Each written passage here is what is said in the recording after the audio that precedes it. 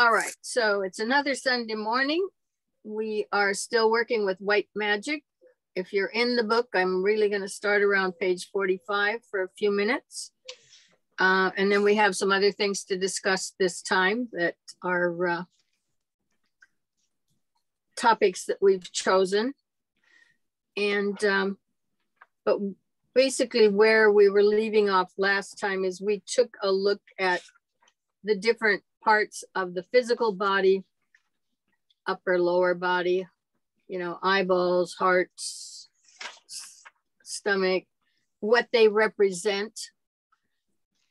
And at the bottom of page 45, if you've got a hard copy, it says, it talks about the vital body.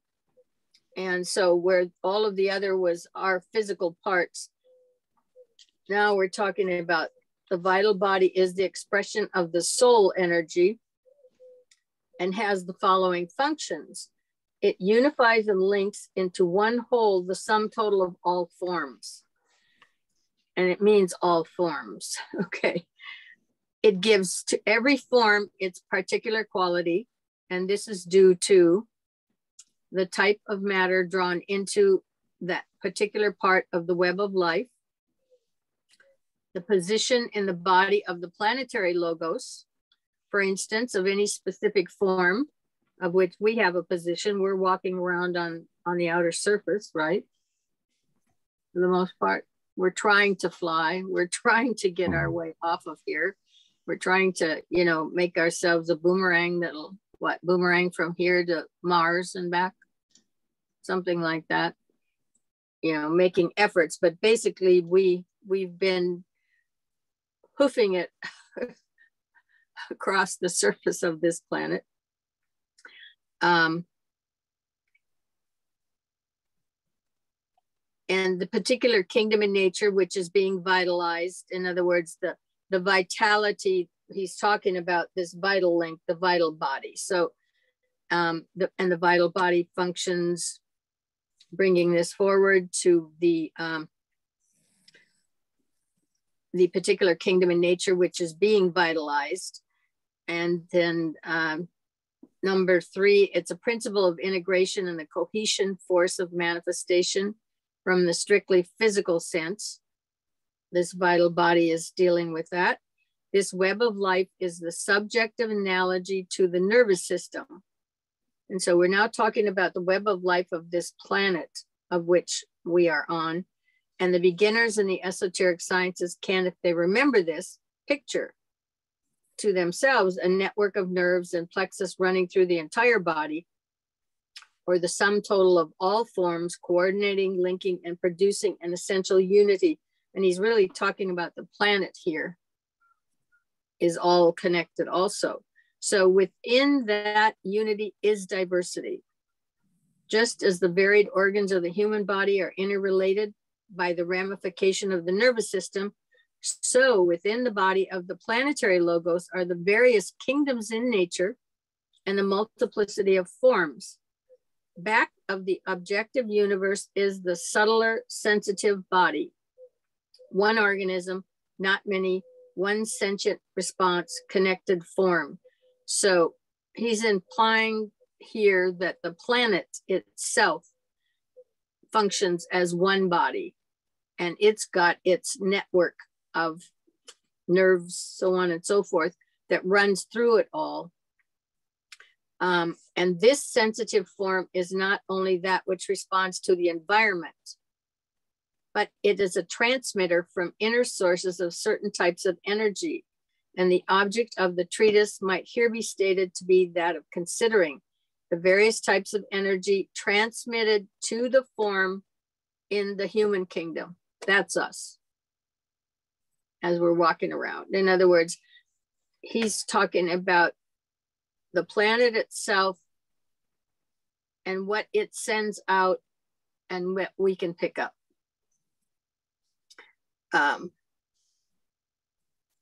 And the responsiveness of the form to the types of force that affects that of the force upon man, and his gradual responsiveness to the force emanating, 1, So we should be picking this stuff up, and we've got the receivers for it because it's being transmitted from his environment plus his own outer physical body.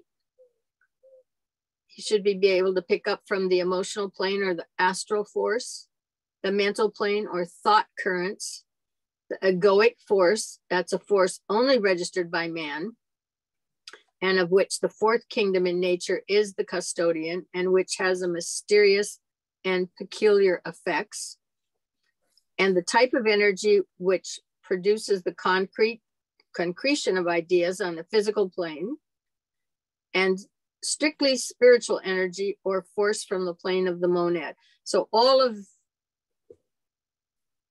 those areas, there is information being transmitted to us. It's a matter of, are we picking it up? Are our receivers turned on and operational? And then can it get to us? And so those are actually valid questions. Because, you know, remember how we talked earlier about something being dense? Okay, well, that little monad, when it comes down the involutionary arc, it adds a veil every time it drops a plane. So by the time it's done, you've got this little divine spark of being that's now veiled with 7 veils, if you will, covering it, making it more difficult to really get to the source, if you will.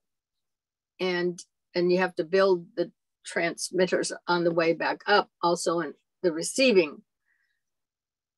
So anyway, I didn't say that quite right, but that's the bottom line is, as we evolve, our receivers should be turning on as we move up of that chart. And I'm trying to place this to some extent in that chart, in as much as that chart explains a lot of the various levels of this, if you will. The different types of force can all be registered in the human kingdom. So everything we did from A to F here, we have the capacity to be able to, we have the receiver, so we can receive it when it's being transmitted from the planet. Some of them can be registered in the subhuman kingdoms.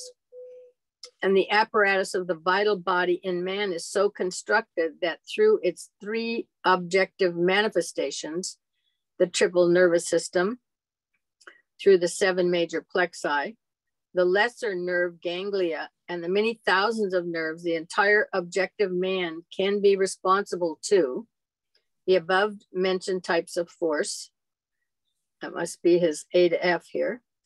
Energies generated in and emanating from any part of the planetary etheric web of life, of which I expect we're part, the solar web of life, the constellations of the zodiac, which appear to have a real effect upon our planet, and of which astrology is as yet the immature study, which I'm sure it is, but we do work with the basics, but we still kind of seem to be getting the gist when you get your chart. That something is being sent out, and obviously you're receiving it if you can identify with that chart reading or with those transits. You know, that's its own substantiation of its validity. Now there's certain cosmic forces which, it will be recognized later, play upon and produce changes in our solar system, and consequently upon our planet and upon all forms within that planetary life. And this has been touched on in Treatise on the Cosmic Fire, because that's more what Treatise on Cosmic Fire dealt with, rather than the individual human here. It dealt more with our interrelation with cosmic forces that are interplaying with us. And the solar system itself functions as one unit, one being, and the planets are the 7 chakras. So it's a larger man than we are. I don't remember which. there's terminology, then there's the heavenly man, and so on and so forth. So I'm not sure which one it is that the solar system represents in terms of the terminology, but it's there. Now, to all of these, the planetary web of life is responsive. And when astrologers work in the occult way and consider the planetary horoscope, they will arrive more quickly at an understanding of the zodiacal and cosmic influences. And I think his esoteric astrology probably works pretty well with that, describing it. The anima mundi is that which lies back of the web of life. The latter is but the physical symbol of that universal soul. It's the outer visible sign of the inner reality, the concretion of the sensitive, responsive entity which links spirit and matter together. This entity we call the universal soul, the middle principle from the standpoint of the planetary life. Now, when we narrow the concept down to the human family and consider the individual man, we call it the mediating principle. For the soul of mankind is not only an entity linking spirit and matter, he mediates between the monad and the personality, but the soul of humanity has a unique function to perform in mediating between the higher three kingdoms in nature and the lower three. So when we talk about the soul of man is the link between spirit and matter, that is the job. In other words, when you get to the third initiation, when you worked your way to that point, you are bringing an integrated personality upward, which is the lower three. That is the mental, the emotional, and the physical. The personality you've been using, it all functions as one unit now. It comes up to the soul at that point, and then actually has a contact with it. The consciousness gets transferred over to this unit that's coming up from the bottom, and connects, then is able to connect with the spiritual triad, which connects you to the upper three on the chart. So that's where it is the mediator. It becomes, first of all, you have to make the little bridge over to the soul. That's the rainbow bridge, the anakarana, whatever terminology you want to use, which is dealt with in initiations, the raisin initiations. And then the next link would be, once there's been a union of the integrated personality coming to the soul, they make their union, then they're going to go to that physical permanent atom, which is up a couple more levels. It's on the top of the fifth, level 5. And that is the bottom link of the spiritual triad. And then there'll be an initial contact made with the permanent Bunut atom and the permanent atmic atom. And you've completed the third initiation. You've just made connections at that point. You don't have all of that under your belt. It just built the little anakarana type bridge to each one of them. And then you'll probably go park for a long time. Well, all of this is the bodies are being built for you, filling in your own upper realms and processing.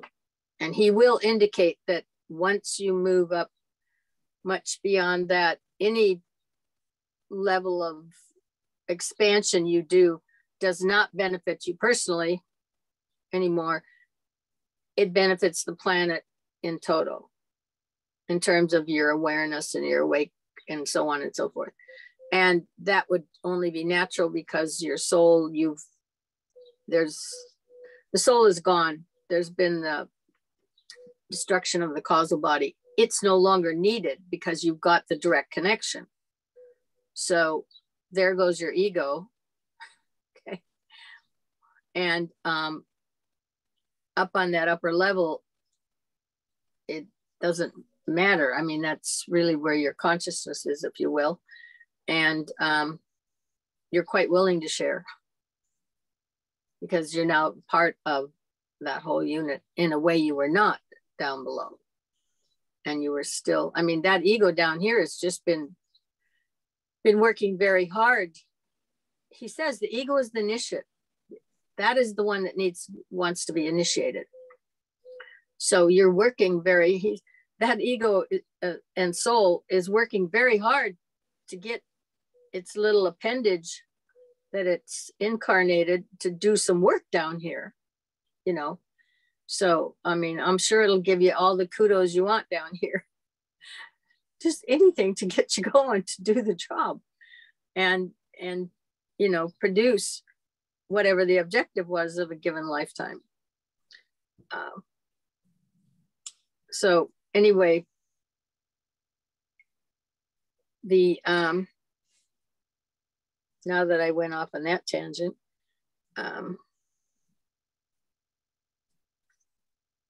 where am I? The spiritual hierarchy? Yeah, the mediating principle.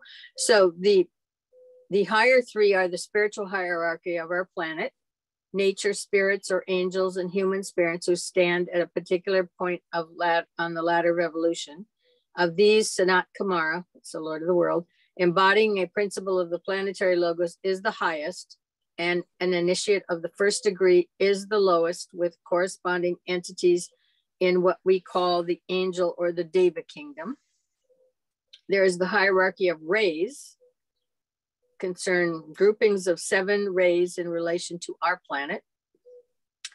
A hierarchy of lives gathered by an evolutionary process of our planetary evolution, and from 4 other planets who embody in themselves the purpose and the plan of the solar logos in relation to the 5 planets involved.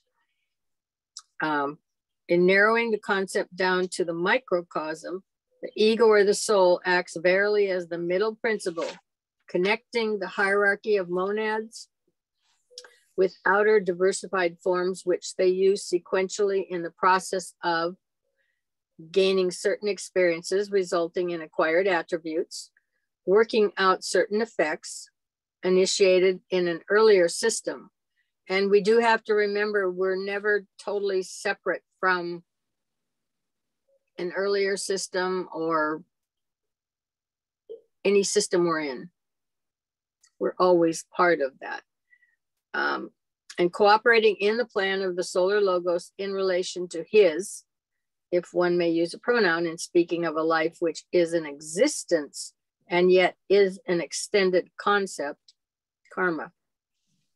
So cooperating in the plan of the solar logos is in relationship to his karma, a point oft overlooked. This karma of his must be worked out through the method of incarnation and subsequent result of the incarnated energy upon the substance of the form.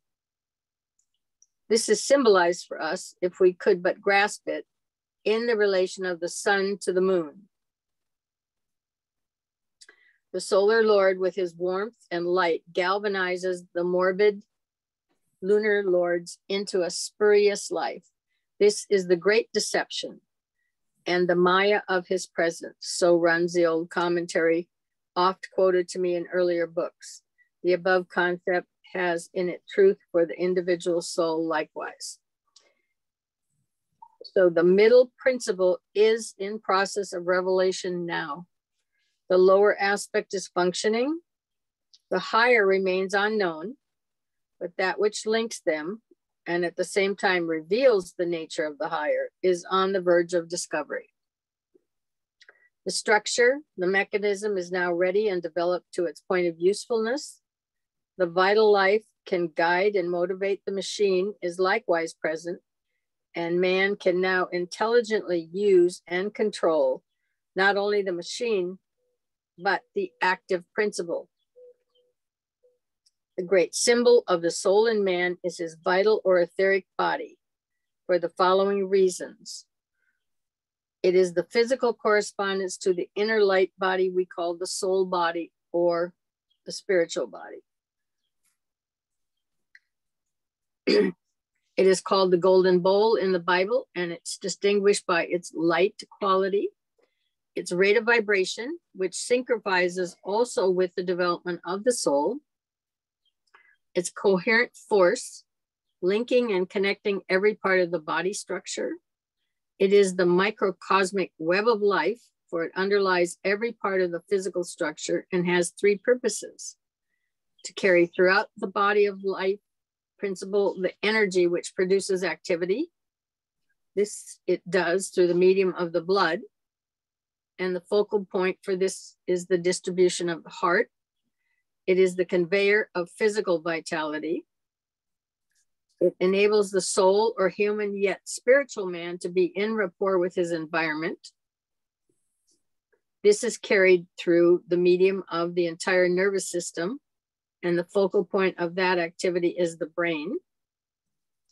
This is the seat of conscious receptivity, and it produces eventually through life and consciousness a radiant activity or manifestation of glory, which will make of each human being a center of activity for the distribution of light and attractive energy to others in the human kingdom, and through the human kingdom to the subhuman kingdoms. This is part of the plan of the planetary logos for the vitalizing and renewing of the vibration of those forms which we designate subhuman. So we also have a certain degree of responsibility and part to play with the kingdoms that are beneath us on that chart. This microcosmic symbol of the soul is not only underlies the entire physical structure and thus is a symbol of the anima mundi or the world soul, but is indivisible, coherent, and unified entity, therefore symbolizing the unity and the homogeneity of God. There are no separate organisms in it. It is simply a body of free-flowing force, that force being a blend or unification of two types of energy in varying qualities: the dynamic energy and attractive or magnetic energy. These two types characterize the universal soul, likewise the force of will and of love, or of Atma and Buddhi, and it is the play of these two forces on matter that attracts to the etheric body of all forms the needed physical atoms, and that having so attracted them by the will, forces drive them into certain activities. This coherent, unified body of light and energy is the symbol of the soul, in that it is within its 7 focal points, wherein the condensation, if it must be called, of the two blended energies is intensified. These correspond to the 7 focal points in the solar system, wherein the solar logos, through the 7 planetary logi, focuses his energies. These will be later elaborated. The point to be noted here is simply the symbolic nature of the etheric or the vital body, for it is by understanding the nature of the energies displayed, the unified nature of the form, the work that some idea as to the work of the soul, the middle principle in nature is grasped. So, I mean, we have a big job to do, you know, as humans, putting these two together.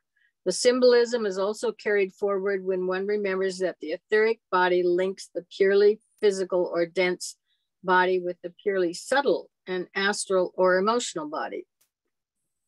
In this, it seems, the reflection of the soul in man, which links the 3 worlds corresponding to the solid, the liquid, and the gaseous aspects of a strictly physical body of man to the higher planes in the solar system, linking thus the mental to the Buddhic and the mind to the intuitional states of consciousness. And so that is the role we play. And I'm not sure how much we really consciously think about it in those terms, but it's what we're here for. And so I'm not going to go further with this because we've got some other stuff I want to cover today. I want to place some events on that chart for everybody to think about. And part of it is Tom had it's your wife's father who died, correct? Correct. Yes, my father-in-law passed away a couple Mondays ago. Yeah. And you had a beautiful poem, which I think Donnie sent out, but I would like you to go over that. And then we're going to talk a little bit about a couple of things. First of all, when we talked about each sense, and then we have the sub-levels, some of those get developed, and some people, it's kind of proof or an example of that development, that they do have interactions with people who have probably just recently passed. I mean, the ones we're going to talk about are, at least. And so I want to talk a little bit about that, and then we'll look at the chart and place where we get parked or where we go at various stages of our development, depending upon that evolution, as to when we're not here, when we've ditched a form and it's gone. Well, yeah, it goes to the ash pile now for the most part, but the soul and that divine spark doesn't die. So we figure out where it happens to land on the chart, depending upon the evolutionary state. And we'll take a look at that. But so in fact, I'll start it out this way. When I was a lot younger, reading this stuff, and I got to the part where he's talking about, it was World War II, and Shambhala makes choices of whether they're going to help avert some pattern that's coming to the planet, or whether they're going to let it be. And they decided they would let World War II occur, figuring we could handle it, and so on and so forth. And I'm sitting here thinking, who the hell are you to decide what we're going to experience down here? You know, and the indication was, the reason they looked at it that way was because they understood that nobody dies. The essence of who they are, that divine little spark, does not die. You just shed the form, and you're back parked again up in that soul realm, or wherever you're going. And so that it was to break up a lot of old forms. And they blew up most of Europe, right? All the old structures, the physical buildings, everything that was holding all those old patterns in place, and help sustain the old structures of Europe that were very stratified in comparison with what's out there today. And they were de-stratified again in the 60s with that descent. I'm sure that was a descent of the Christ consciousness that just came down to the astral. It couldn't come any closer, and the humans couldn't, frankly, have handled it. They were having a hard enough time handling that, because it was breaking up the stratification of all those ranks, and who you associated with, who you didn't associate with. So anyway, but that was where the first time I really was looking at this was his remarks about that decision being made, and Shambhala was the one that made it. So anyway, but now I think we better understand, or at least a number of people better understand, that we just do lose the form, but the essence of who we are is still there. So sometimes especially if you're around loved ones and there's a loss, you can have some substantiation of that awareness somehow by event patterns that happen. But I'm going to turn it over to Tom now for this was last week, wasn't it? Yeah, the funeral was last week, correct. So anyway, it's over to you for a while. Thank you. Donnie, can you throw the poem graphic up on the screen? Thank you, sir. So this is a poem that was actually on my father-in-law's, the little cards they put out in the funerals when you go to the funeral home. It's by Mary Elizabeth Fry, although I have to throw a disclaimer out there. I tried doing a little bit of research on her and didn't find much, except there's a whole bunch of other poems that look quite similar to this that have been written by other people, just with some different words. But anyway, the point is what it stands for when I read it out, and what it means. But what it says, and I have to give some credit to my wife too. The picture in the background is a picture she took up at the family's camp on Lake Ontario. I thought it was fitting to use it since my father-in-law loved to go there. He was an avid outdoorsman, so I thought it was fitting to use that picture in this. And it's pretty, anyway. So the poem goes: do not stand at my grave and weep. I am not there. I do not sleep. I am 1,000 winds that blow. I am the diamond glint on snow. I am the sun on ripened grain. I am the gentle autumn rain. When you awake in the morning hush, I am the swift, uplifting rush of quiet birds in circling flight. I am the soft starlight at night. Do not stand at my grave and cry. I am not there. I did not die. And so I think that throws out a lot of the points we've been talking about.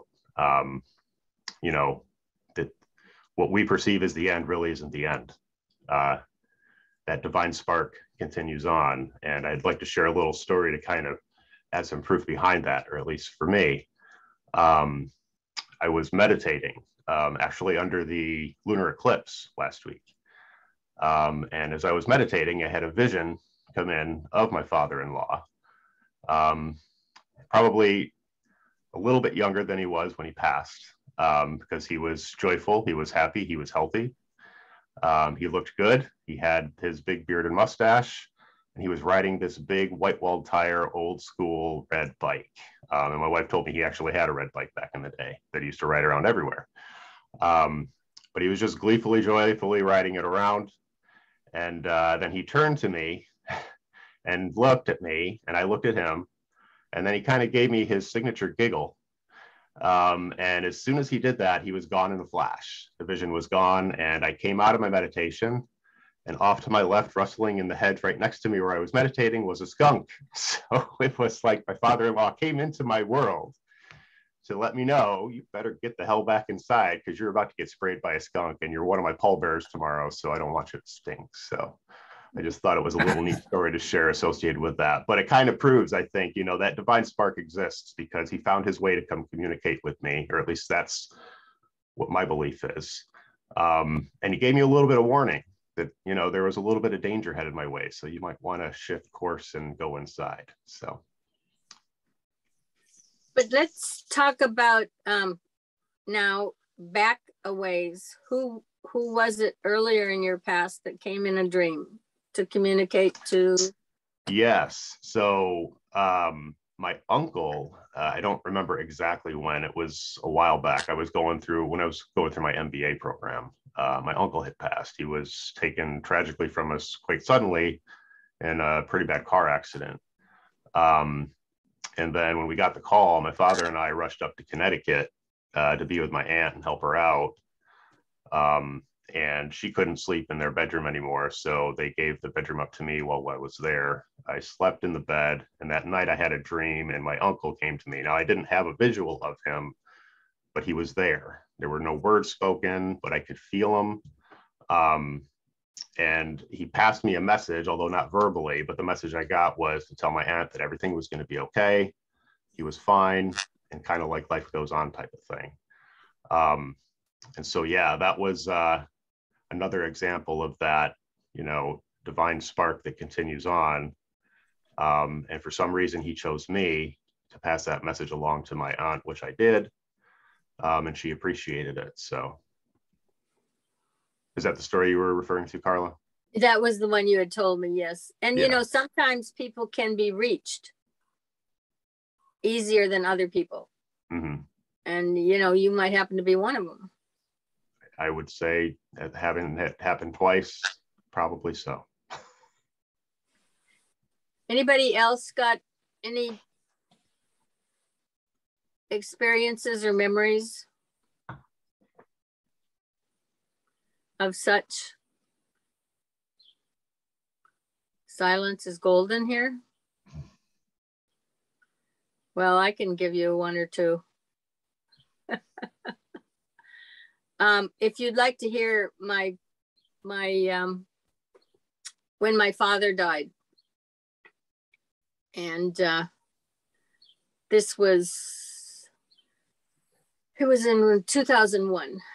And actually, I'm the first, I'm one of two children, and my sister is about 5 years younger than me. And I don't know if you've ever seen these. There was a program, evidently there's a classic syndrome. It's the second one who says, you know, he gives the first one the calls because the first one's probably gone off somewhere else to live and do something. If you want to see your mother or father alive again, you have to come home right now. You know, I got those kind of calls from her. And I said, look, and I don't know when this was earlier. I said, one of them is going to die in 1995 and the other one's going to die in 2001. So I'm not coming back there right now. It was before 1995. And for some reason, I had a sense of when they were going to go. That was just my response to her. And it was true. My mother died in 1995 and my dad in 2001. So, and I had gone home to see my mother about 6 months prior, because I had the time when I could do it then. And then, and I was gone in the hospital. She just didn't come out. It was not expected, but she didn't come out. So my sister, and I'm planning to go to the funeral, of course, and I'm gonna fly there at that point in time. And but I'm on the phone with my sister beforehand. My mother's already died. In fact, hospital probably really screwed up initially. So they put her back on life support with her lungs or whatever it was. And she died again on them before they could have to decide. My sister and my dad would have had to decide whether to pull the life support or not. And it was, luckily she died again, even on life support. So, I mean, she was leaving, the point being. So I'm talking to my sister a day or so later, and because I have to fly out at a given time, which was a day or so after that.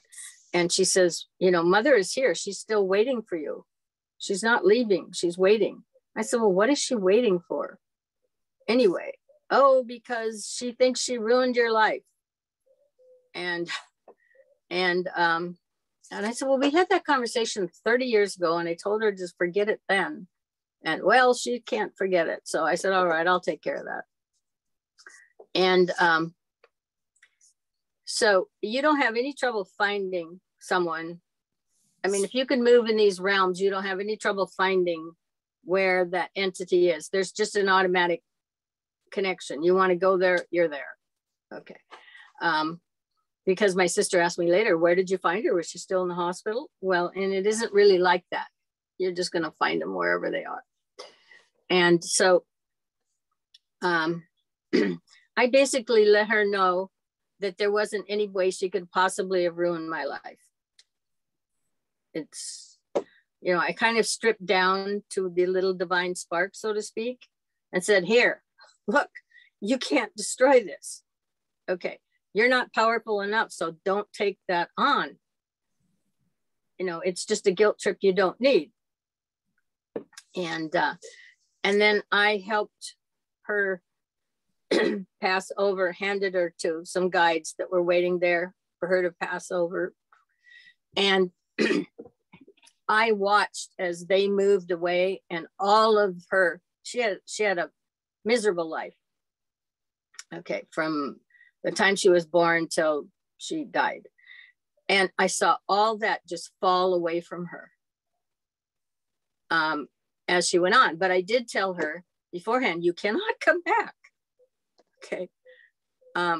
You are going to be passed over, but you cannot come back here.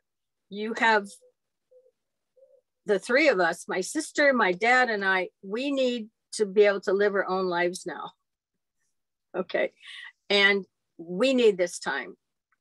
So you cannot come back. That's the only thing you got to realize is that's a no-no. And so about 5 years later, and it was, I think, at the anniversary of her death, my sister called, and I told my sister that story, so she knew it, but we didn't tell anybody else, of course. And my sister's daughter was my mother's favorite granddaughter, and she should have been. There was a good affinity there, and so on and so forth. So my sister calls me up. She says, Mom came down to visit Brandy. It was probably yesterday. That was the daughter. And yeah, she just popped in, but she says, I can't stay long. I have to go. Is what my mother said. She said, I can't be here long. I have to go. And so my sister and I laughed about it because Brandy did not know that story. Okay. Nobody knew that story but the two of us. But my niece said, oh, that's what she said. She said, I'm just here for a minute. I can't stay long. So anyway, I mean, that kind of story is rather interesting in as much as, but she needed help crossing over. And the thing about it was there wasn't anybody there for her to meet her. Normally there is. Okay. There will be someone. In fact, my mentor, every once in a while, because I was close to her until she died, closer to the end, she had a very good friend, Mary, that was real close with her, and she would feel Mary around every once in a while, closer to the end, and was wondering if she was coming and waiting to help her cross over. I don't know that was the case when it actually happened, but I then became aware that generally somebody comes to help you cross over. So, and there wasn't anybody from my mother. All the connections from childhood and all of that she was adopted for starters. So, her mother didn't want anything to do with her, and reiterated much later in life, she still didn't want anything to do with her. So as it went, she probably needed somebody to help her cross over, or she would have been hanging around a lot longer. Okay. But now, before I go any further, anybody else got things in their memories of events like this that, Melinda? No? Okay. Donnie? You have friends? Nothing on the top of my head, no. Okay. Well, would you like to hear another one? Sure. When my father died, and again, it was fall. It was the fall of 2000, and I was talking with a friend of mine, and I said, "Look, because I was coming down to Mexico. I said, I'm coming back because in early January, I'm driving to Minnesota." And I said, I would not be driving there this time of year, but I have to go. And that's the only thing I said to her. So the trip was already planned 3 months in advance. I came back for Christmas and then left in early January for Minnesota, and it's snow roads. I'm up going through Salt Lake, across Wyoming, up the Dakotas and over to Minnesota. So it would not necessarily be my choice of traveling. I've done it before, but it wouldn't be my choice. And at the time that probably right about the time I was leaving, he went into the hospital. My sister told me he went into the hospital, and it was, it was diarrhea. They couldn't get rid of it at this point in time. He's 82 years old at the time, I believe. And that's what he was in the hospital for. But it wasn't necessarily considered life-threatening, you know, if they found a solution or whatever. So anyway, I'm driving, but I'm calling her every so often. And in this material, it will tell you that the soul will sound a note. And when the soul sounds the note, it's drawing you back in. This life will be winding up. Okay. It can be a few days, or he says it can be months, or he said it even could be years, but generally the note sounds. And the only thing I can say to you is I saw that. It isn't a matter of hearing it. That would have been devastating probably to me or whoever else. But I saw that note sound.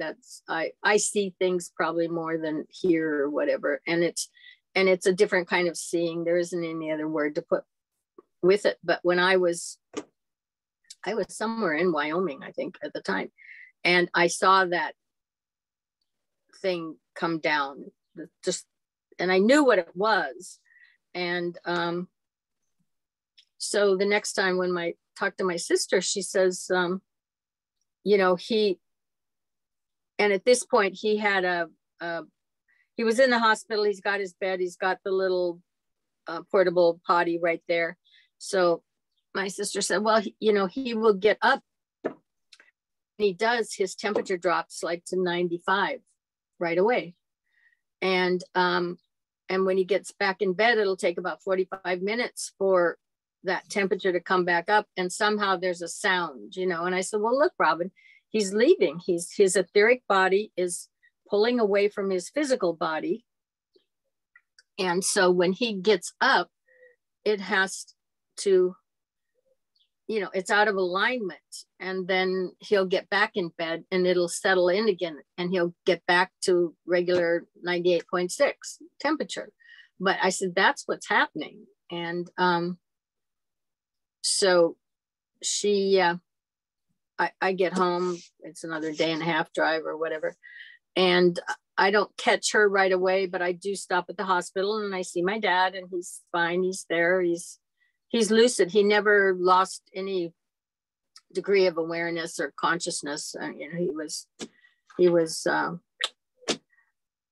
fully all there. And then I'm off to try to get some sleep. And I don't know where my sister was. I went to her house or whatever. And so that was Saturday night. On Sunday, we went up to see him. He was, we saw him in the afternoon, part of the afternoon. We stopped to have, they love Chinese food. So my brother-in-law and my sister. So we had food. It was time to drive back home. We're 20 minutes from wherever we live. And she calls him on the phone and says, do you want us to come back? She turned it, first of all, I'm sitting right behind her in the car. Her husband's driving. Nobody's in the seat next to me. But she turns around and she looks really strange. And then she looks back. And I don't know if that's when she called my dad. And she said, do you want us to stop? He said, no, that's okay. That's classic my dad. And so we go home. And I was up late that night, considering I'd had a long drive just the day before. And at about 11:30 at night, I remember saying to him, I said, no, it's okay. If you're ready to go, it's fine with me. I've seen you, you know, we've connected again, and it's okay. So about 1:40, I get a phone call from my sister, maybe at 2 o'clock. And the hospital had called her and told her that he passed away at 1:40. And then the question was, do we want to go up and check him out at night? It's only 20 minutes away, or do it during the day. We decided we'd go at night. We'd go back and take care of all the paperwork and everything because it's easier. And so she's in the car and she's really upset. She's crying. I should have known, da, da, da, da, da, da. You know, and nobody was kinder to my dad than my sister. They were a really good match, and she took care of him. She kept him alive as long as she possibly could. She would still have him alive today if she could. You know, they have a great bond, and it's wonderful. And she was upset and crying, and I said, Robin, he knows you loved him. I should have gone back there. I should have gone back to the hospital.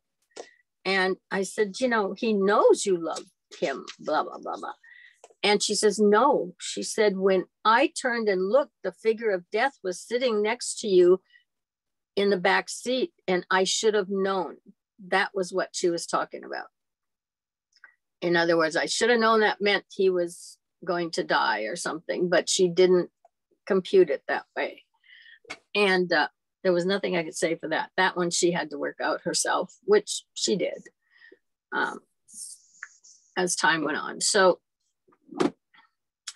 then I came back to the house about 4:30, and my dad came back at 6:30. And this was the house he'd lived in all the time. I was sleeping in the room where I grew up, in the bed probably that either I had or my sister had, whichever one was left. We had little twin beds. And but he came back about 6:30, and I could tell because I could feel the warmth of him. I couldn't see him, but I knew he was there. Okay. So my sister's daughter, the favorite granddaughter, came down in the middle of the day. They had to drive in from South Dakota, I think. And we were talking, and I said, look, I said, Dad's over there. Just go over at the house. I was going somewhere else to another little town to visit somebody. I said, but he's over there. Go, you know, the door's open or the key's there or whatever it was. And so when I came back and saw her, she said, yes. She said, you're right. He is there. Because she could tell. She could also feel it. She could feel that warmth because he was definitely there. Then the time comes for the showing, which must have been another full day, I expect, later. And he was not at the showing. He was not at the viewing for his funeral. Okay.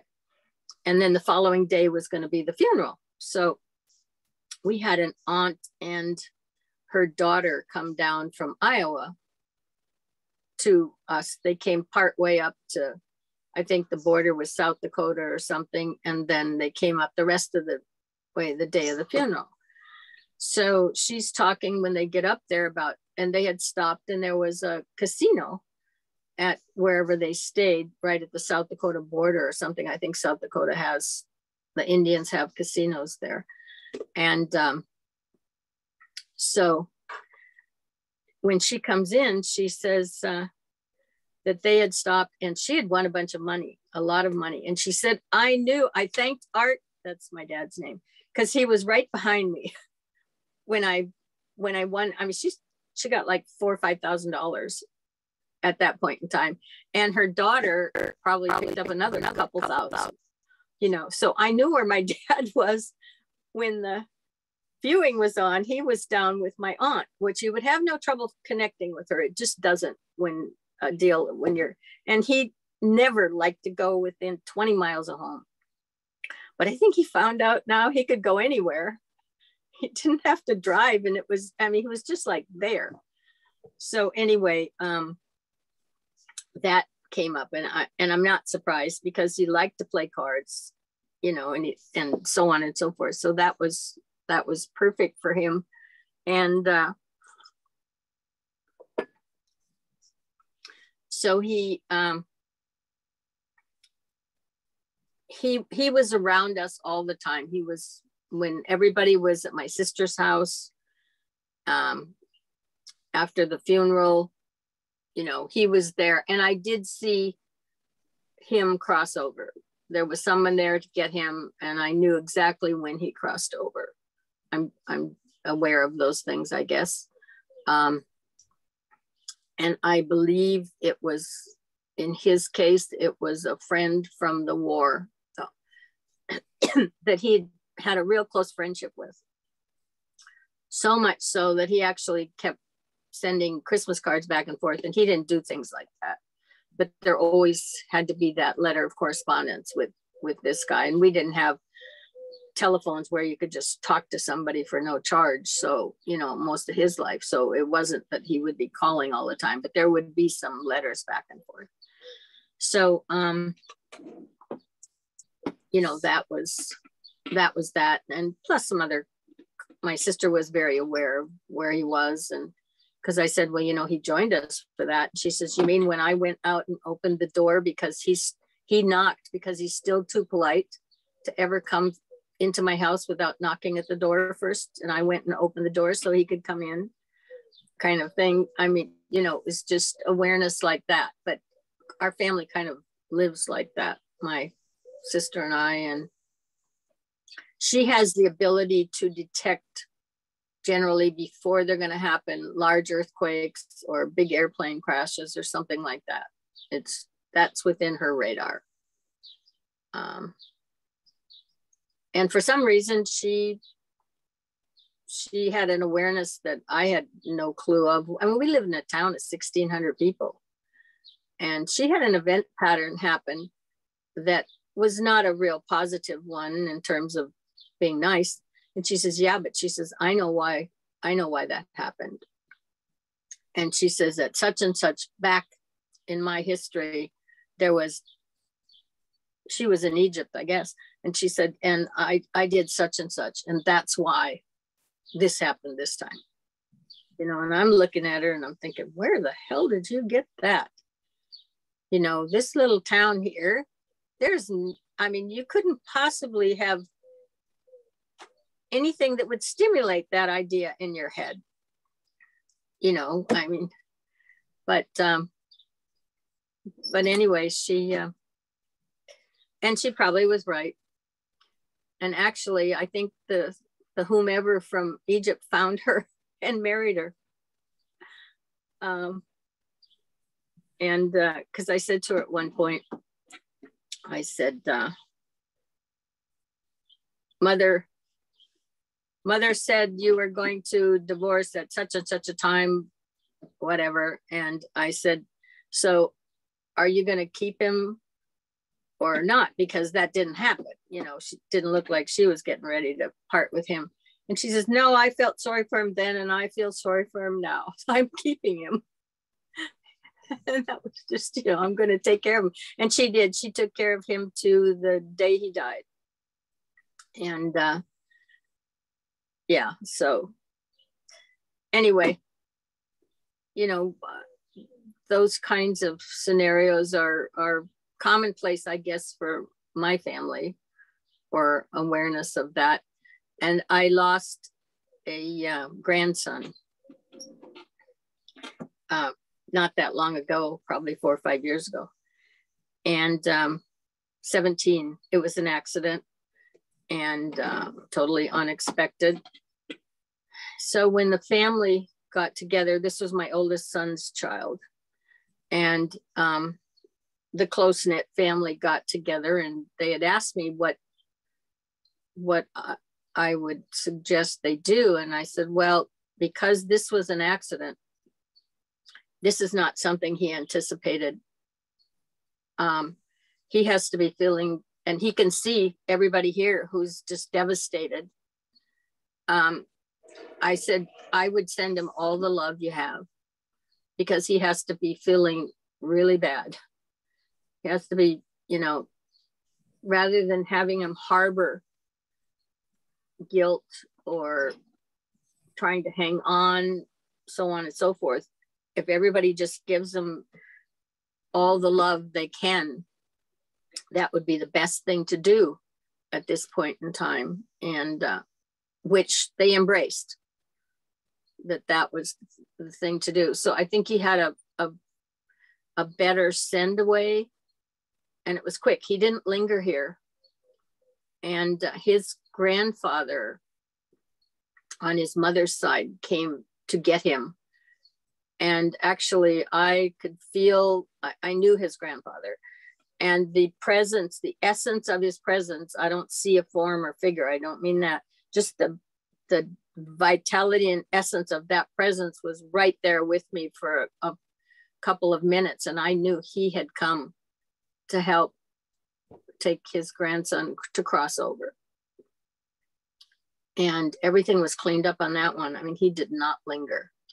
And one might have thought under a circumstance like that, you kind of hang around. But I think it was probably the love and the caring that allowed him to move on, because he knows they'll be together again anyway. You know, grandpa comes, that's part of the family. The rest of the family will eventually end up together also. So, oh, the sand dollars. Yeah, this is the impressive one. This young man was really, really well loved by a lot of people, and he had the capacity to really love people. Okay, so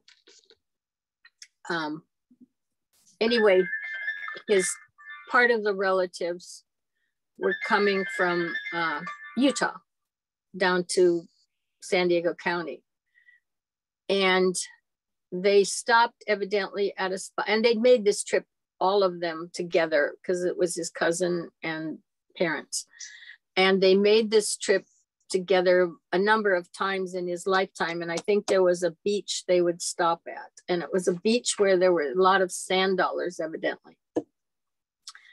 And so they stopped, they walked along the beach, and during this period of time, in 3 different occasions with 3 different people that they did not know came up to him with a sand dollar and said, "I'm supposed to give you this." 3 separate people,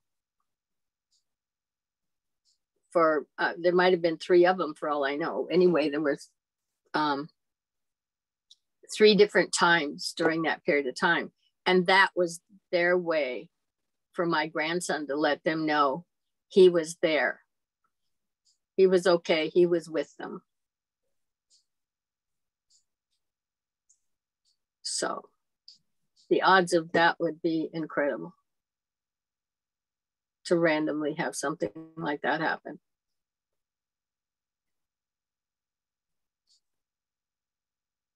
Yeah. So sometimes those levels of awareness, and the reason I'm trying to bring some of this back is to coincide with this. When we talk about the senses we have, we talk about there's 5 sub-levels for each of our senses, that when those start to operate and we become aware of them, then what they're talking about here in terms of all this information is there. It's none of it is held back from us, other than our sensory apparatuses are not able to tune into it. When they are developed, then just like it says, this planet has all that information available, and your body ultimately has the ability to read it all if it was fully consciously developed. That's what we're growing into. That's where we're going. And some people are super psychic, you know, so they pick up their information in that way. There's other people who, I do not believe the people who are off their rocker hearing voices and have to be incarcerated and stuff are are there. I've had businesses that have been curbside businesses, and I hear some of the homeless walking early in the morning and having a very strong dialogue. And those dialogues, actually, they're generally about one of two things. It's politics or it's religion. And they're very tightly, logically, this dialogue is going on. That to me is something different. Okay. They're counterbalancing an argument within their head, and they happen to be verbalizing it. And they're probably stuck there. Okay. So they don't move on and join the realm of us everyday people anymore. They're right there. But there are voices, audible voices, that some people do hear, probably not that often under normal circumstances when there needs to be something communicated. But you've got all these senses. They're just here. You've got everything you need in your physical body to take this journey through consciousness that we're talking about here.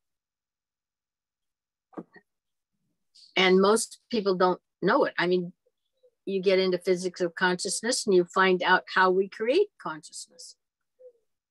And we create the consciousness we have. We are a machine that walks around that creates consciousness. I mean, and if one does finally become aware of that, then there should be some responsibility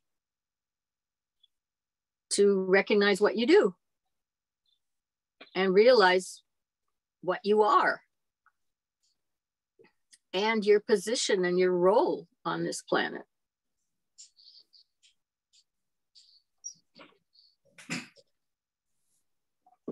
You turned out the lights, Donnie. I think the clouds came over, actually. Oh. Any comments from anybody here, guys?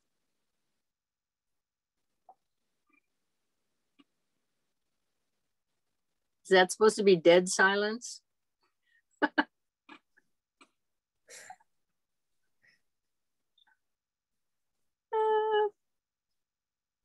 Hello, Corey. He's on mute. I know he is. I just didn't know if he'd unmuted or not.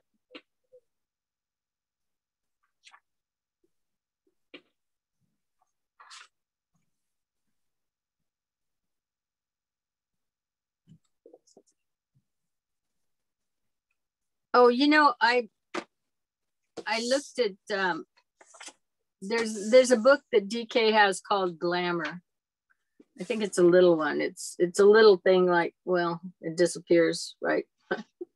Anyway, and I thought about that, and I thought, you know, our real glamour is we think that we are what we're looking at.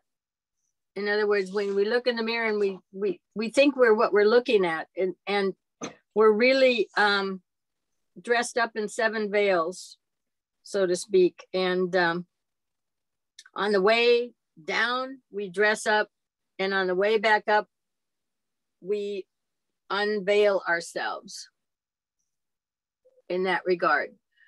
But the real glamour, and he does point out the greatest part of our glamour is we do think we are what we see in the mirror when we look. And because he talks about the illusions and how the brain creates that. And even with your twin dimensions creating time and space, is we create that illusion. We read light, our eye reads it, it translates it into whatever we're seeing. And I think that's one of the points that he makes in Glamour, is that we don't understand that we are something totally different than what we see in essence. So that is probably one of the biggest glamours of all, but part of that is being stripped away by science, which tells, which now at least allows us to better understand that we read light, and it translates into what we see around us. But that doesn't necessarily mean that's exactly what's there. And certainly that this is not the essence of what we are. Is yesterday's meal and the day before's, and so on and so forth. You said you were going to correlate that to the chart, maybe. Did you want me to put, you want me to get that ready? Yeah, let's do that. That would be good.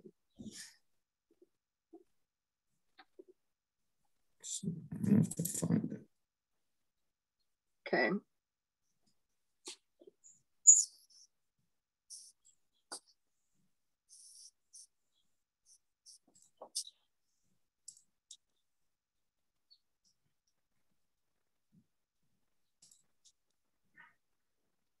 Okay. So as long as we're talking about coming and going, when we leave, and if we're still functioning in the lower 3 dimensions and haven't made any connections to the upper ones, then we go to where that teeny little triangle is. That is the soul. That's where we go back to. Our little divine spark, so to speak. That's where it's deposited. And sometimes they'll talk about it being, I think he talks about it wrapped up in a golden, somehow a little golden ball or something to that effect. Now, if for some reason one has made it through the 5 initiations, but you've still kept a body, for example, then when you would leave that body down here in these realms where you've been living, you would go up to that middle triangle in the middle, whichever point you were working on. In other words, either the Buddhic plane, the or the Atmic plane, because that's where the hierarchy is. That's where the ashrams are. So wherever you fit in that hierarchical set of ashrams is where you would go back to. Now, if you had made it all the way up to the top, which I believe then is your 7th initiation, you would be up there, and then it's a matter of moving out onto some other pathway that's not within our solar system, of which you would have gotten choices at level number 6 of, okay, where do you want to go? And then the preparation starts to make that transition, which evidently takes a long time. And this whole journey I'm talking about is nothing is fast about it. It takes a very long time. It's highly calibrated wherever you are, wherever you're meant to be is where you are. You get into the wrong place, and believe me, you get booted out very quickly. And it's just a matter of vibration, you know. And I can tell you that from experience, because I know, you know. So it's nothing you can take personally, but I mean, you just don't end up anywhere that you don't belong. So but a lot of times what happens is you end up there just to make the initial contact.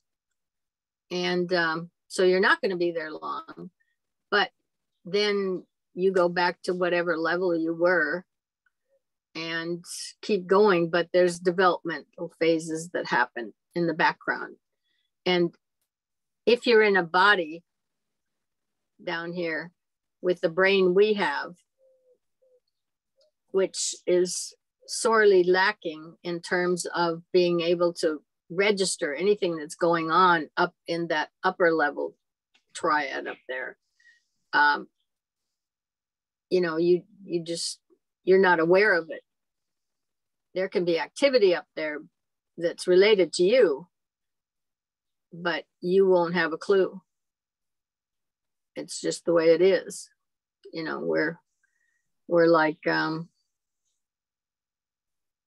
know, I go back to a compact computer or something, figure out trying to operate through that. And that's about where our brain is related relative to the upper levels that are there.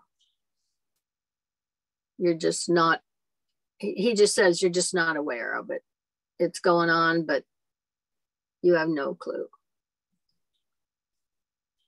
So we park where the soul is until we've got an evolutionary state that has brought us up to that middle triangle. And then if for some reason you're down here with the body, but you've advanced to that stage, when you get done, that's where you would go.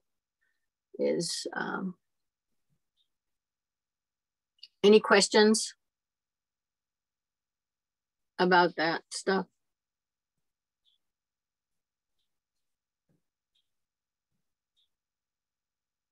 No question. Donnie, hasn't something ever happened to you? Aren't you aware of anybody? You've lost a lot of people in your life with your jobs. As far as being aware of stuff. This chart? No, I'm just talking about, you know, sometimes you pick up information afterwards, or you're aware of somebody who's not around. I don't recall. I mean, okay. I haven't had a lot of death in my life, to be honest with you. I've been, it's been a long time since anybody really close to me has passed, and or I haven't been around, because just traveling, we left the family, and when people have passed, I haven't been anywhere near them or the family, honestly. Yeah, but haven't you been in war? Yeah, but when I saw the, you know, when I was around that, there was nobody there at all whatsoever. It was just nothingness, to be honest with you. I didn't even feel anything looking at it, at them. Okay. Which is you know, I don't know if that's the state that that I was in or whatnot, but when I saw them, the corpses or whatever, you know, that's all it was when I was looking at them. Well, there's nobody home at that point. Yeah, so it wasn't anything that was not for me. Now, I'm sure there were lots of experiences for other guys, certainly, that were closer to the time and the events. But when I had, you know, by the time I had gotten there, there was nothing there. Okay. I'm sure Bull and, you know, others might have other stories for sure. And like I said, I think I had told you once before, I had not had anybody close to me pass either. No friendlies or anything like that. I was very fortunate in that case. Yeah. Bull? Mm-hmm. Any comments? Anything to add? So, yeah. When we would, this is going back to some worse stuff or whatever, we would have, you know, as soon as all the, troops in contact, or as soon as our mission was at a point where all of the bad guys were neutralized, we go in,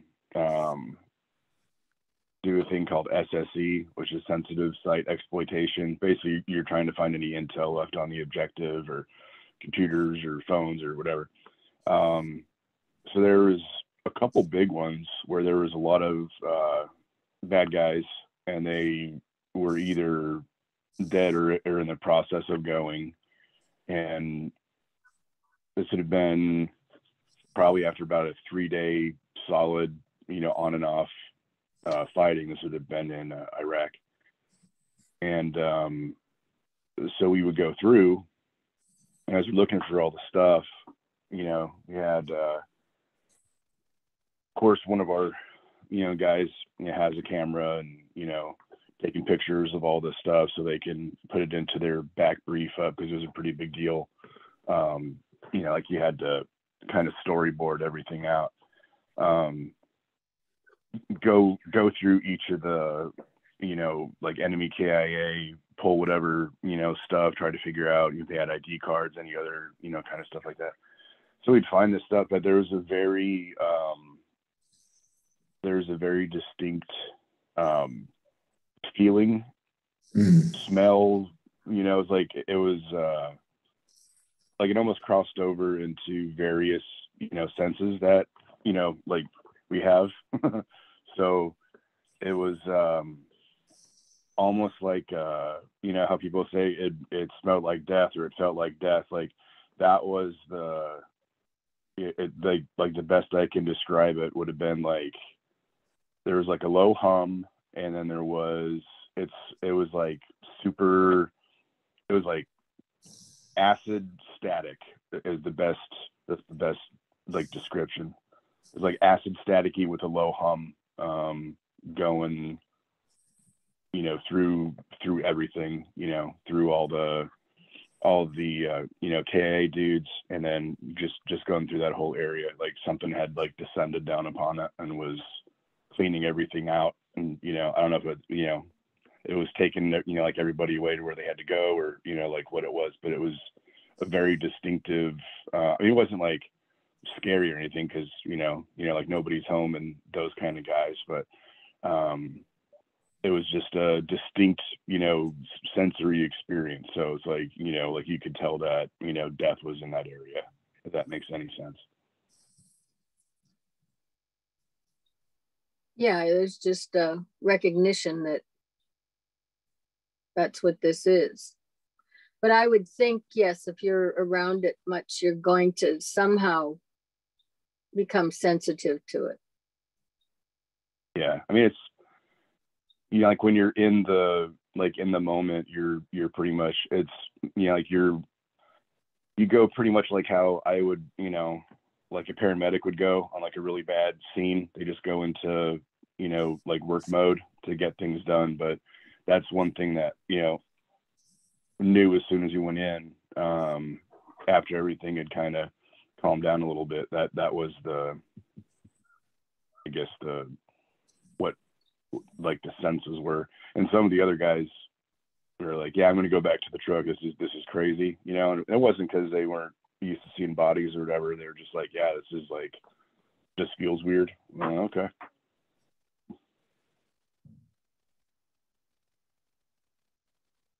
Yeah.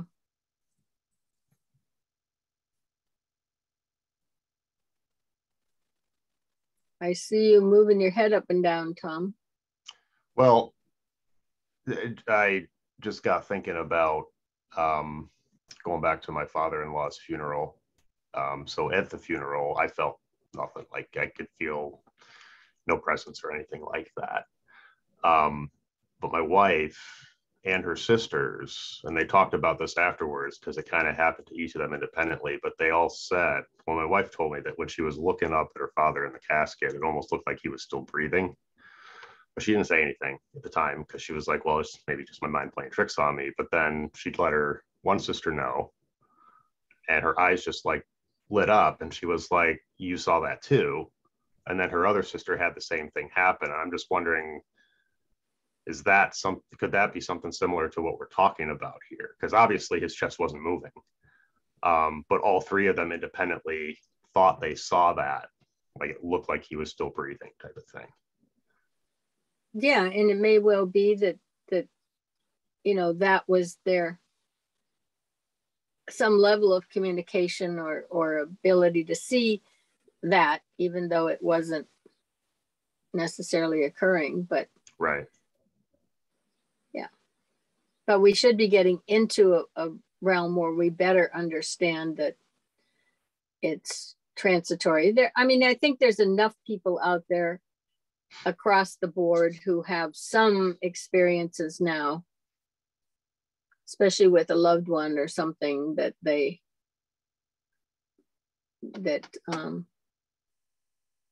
that isn't so cut and dried anymore. That transition.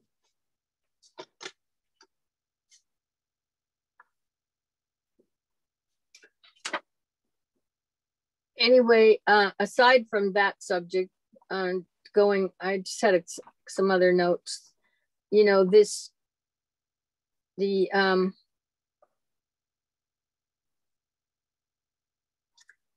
and coming back to something far more simpler, but is, you know, it's just like, I think I mentioned this before one time, where I used to have I just had the phone and the answering machine, you know, and I would come back to the office and because I didn't want a cell phone, I said, hey, if I want to talk to them, they can call me and I'll call them back when I might want to talk to them, but I don't need to be on call all the time. So, but I would see whoever had left messages, and more often than not, I'd thought about that person probably about the same time they were calling and talking. And that happens to people, I think, all the time. Is, oh, you know, I was just thinking about you the other day. Well, the odds are, if you could track it back, you would find that there was an effort at some level of communication. Either they couldn't reach them, or they really thought about them, or they were talking about them. Okay. And it crosses your mind. But more often than not, you just don't get a collaboration of that. Yeah. But you're out there and you're picking up information all the time, but then we never think much about that to give it any credibility.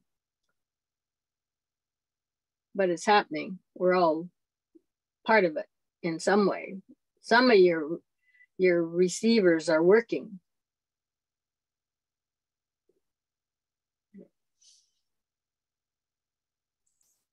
I had written Troy this past week, our friend Troy, and I said, did you call your father? Because he needed to get some information for his chart for you. And I said, did you call your dad? And it was kind of just in the middle of the day. And he's like, I'm on the phone with him right now. Yeah, it's that kind of thing happens a lot. You end up with the timing. I mean, and that's simply because you, rather than you just thinking, gee, I wonder if he called him, but didn't follow up on it, you were following up on it at that point. So you get that collaboration. A lot of times you would have, you know, you just let the idea, gee, I wonder if he had called him, but you don't contact him. So you don't realize he's on the phone with him right now. But by the same token, you're picking up the fact that he is. And in your case, you had a reason for wanting to know. So there's enough of a driving interest, you know. Yeah, that happens with me a lot. Yeah. That this happens or that happens, or, you know, kind of thing. And, oh, it's just like right now. Okay, well, you know, I cut in the middle of whatever it was that was going on. Yeah, awesome.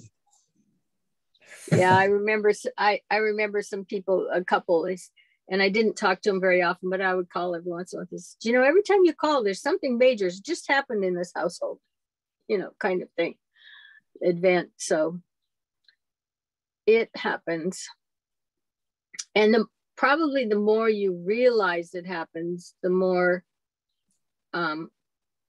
it becomes functional, maybe. Maybe that's part of it too. Is I think part of that is realizing that it's happening and not necessarily writing it off as coincidence either. Because I think some people might have these types of things occur and they just look at it as, oh, it's just a sheer coincidence, nothing else.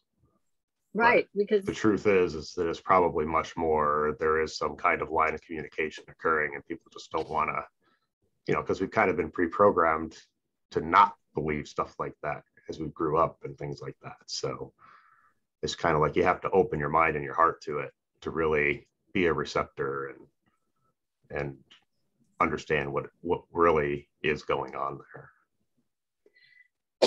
Yeah, and we certainly are not educated about these extrasensory perceptions that we have are just a part of our developmental cycle, because we've got all these sub-levels of development that are options. You know, we're not into that yet. And I can understand that. I mean, you know, it's not concrete enough to throw it into the realm of science and educate children about it until we've got a better sense of that happening. I'm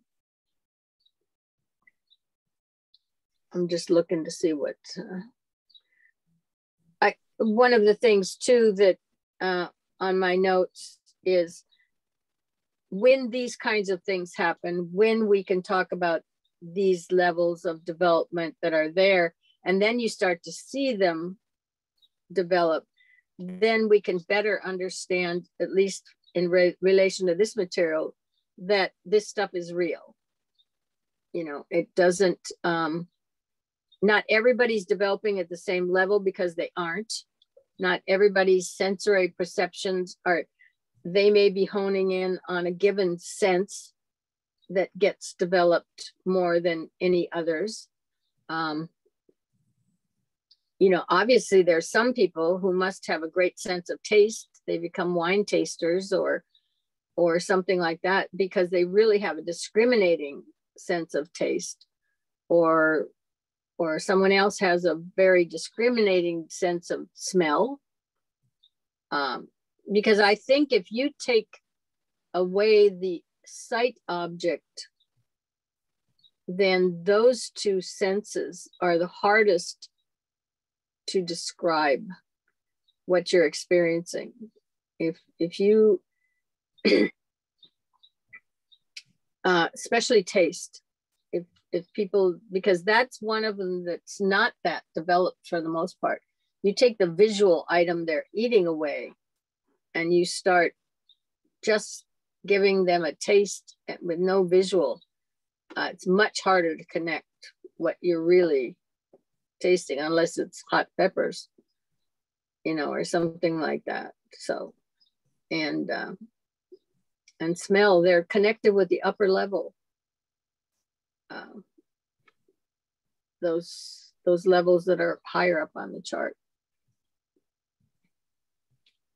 But so they don't develop evenly is really what I'm saying. None of this stuff develops that evenly in terms of you don't have an incarnation and work on this, and then the next time you work on that, and you know, it's not an ABC, it's a combination to level stuff out.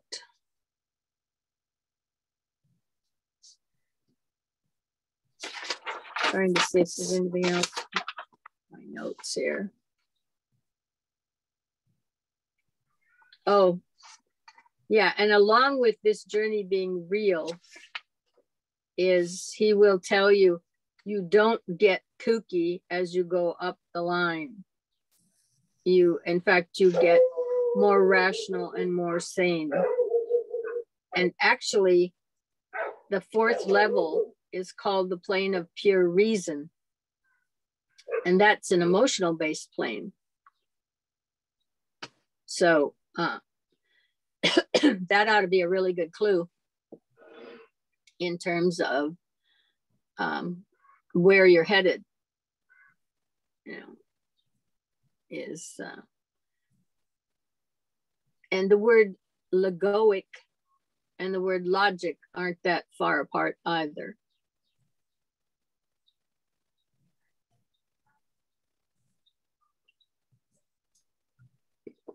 So the further up you go, the more logical things become. And the more rational and the more, I don't want to say predictable, I don't mean it quite that way, but it's the construction of it is nothing random about it at that point in time. The randomness is down in level 6 more than anything else, the astral plane, because of the fluidity, and there's no limiting structure there. All 7 planes just flow together. So, so you just can be anything, you know, anything is possible there. You can turn around and talk to somebody about something and say, that is the way it is. Oh yeah, but it doesn't have to be that way. You know, and anything is possible at that, in that realm. So,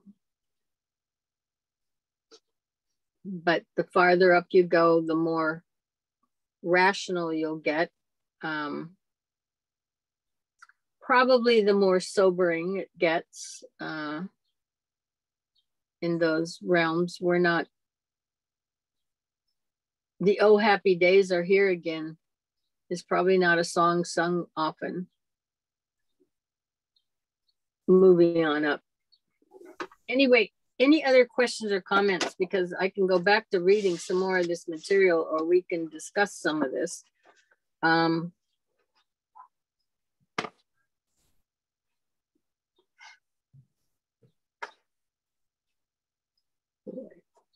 Quiet, quiet, quiet.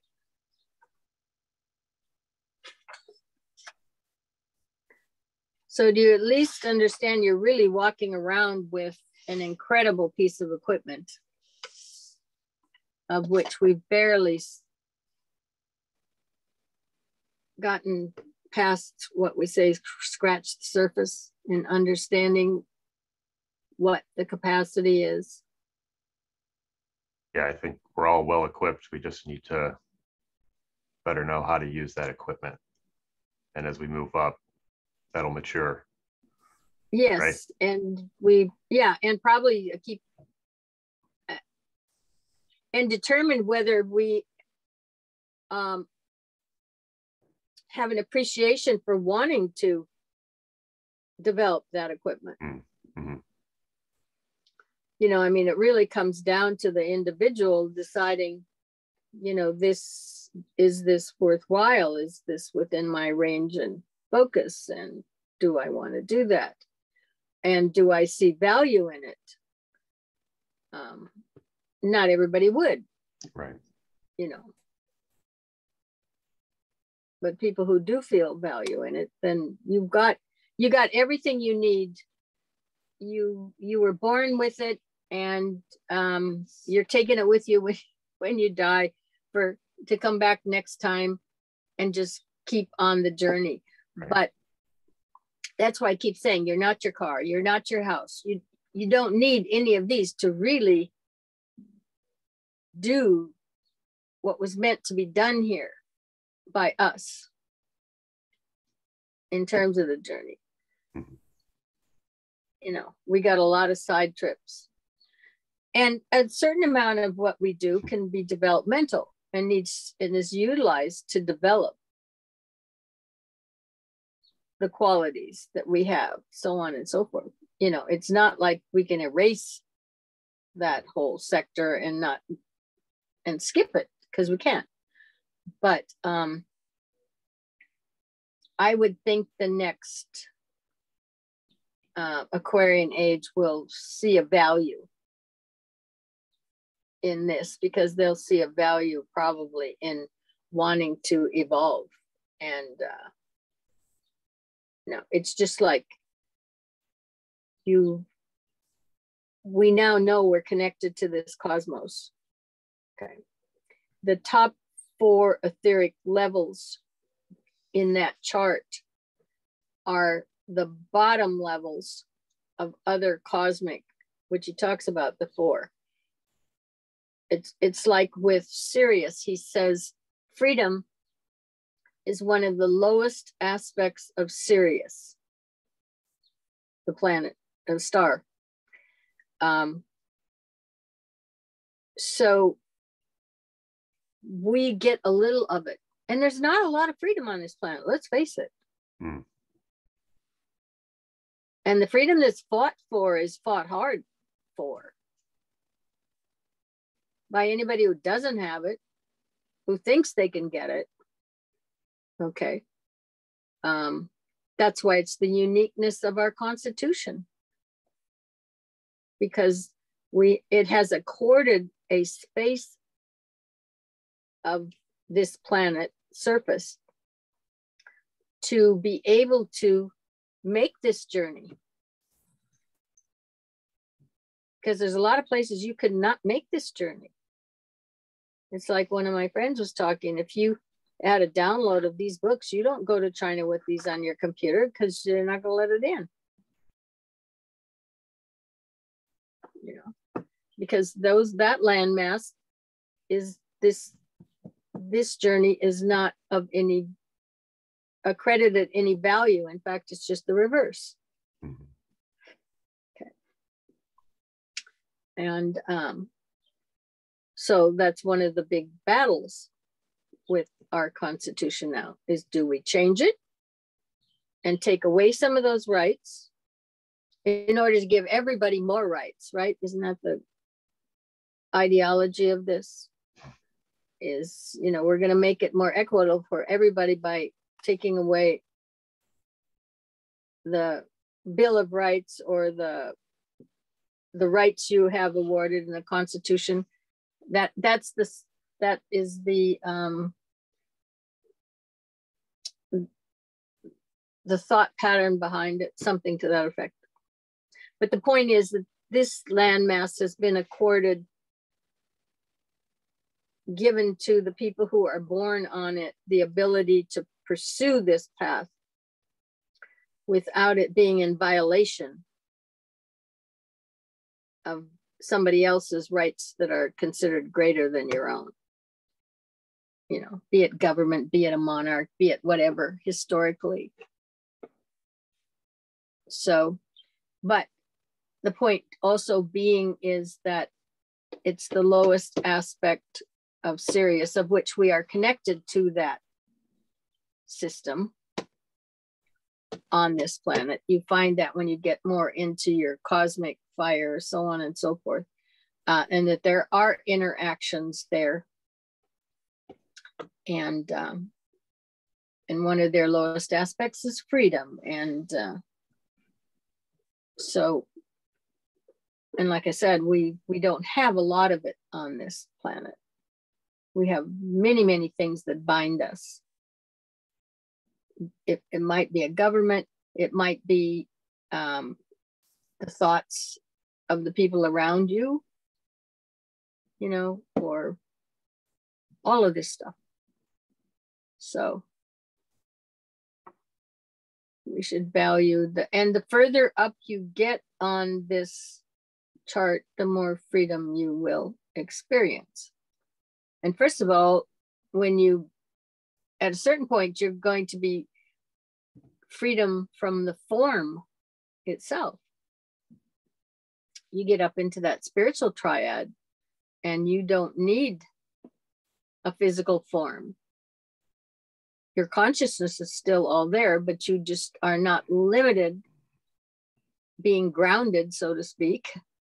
And that's basically what it is you're grounded in these bottom 3 layers up to a point where you work your way up to the soul itself so that consciousness can be transferred, or whatever the word's going to be. But prior to that, you're grounded. Yeah. But you're certainly going to have a lot more freedom when you've passed that point. And you've been willing to, you have the option to, and are willing to give up the form.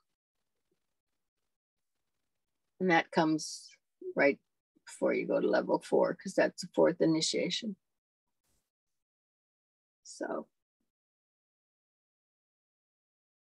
but that's a biggie, because if you don't have the freedom or the environment for it, and it's denied in that environment, then we know there's always a few who will continue to work with it in private or under secrecy or whatever it takes. But the majority of the people will just fold. Yeah. And follow the rules or the law, or what is verboten is verboten.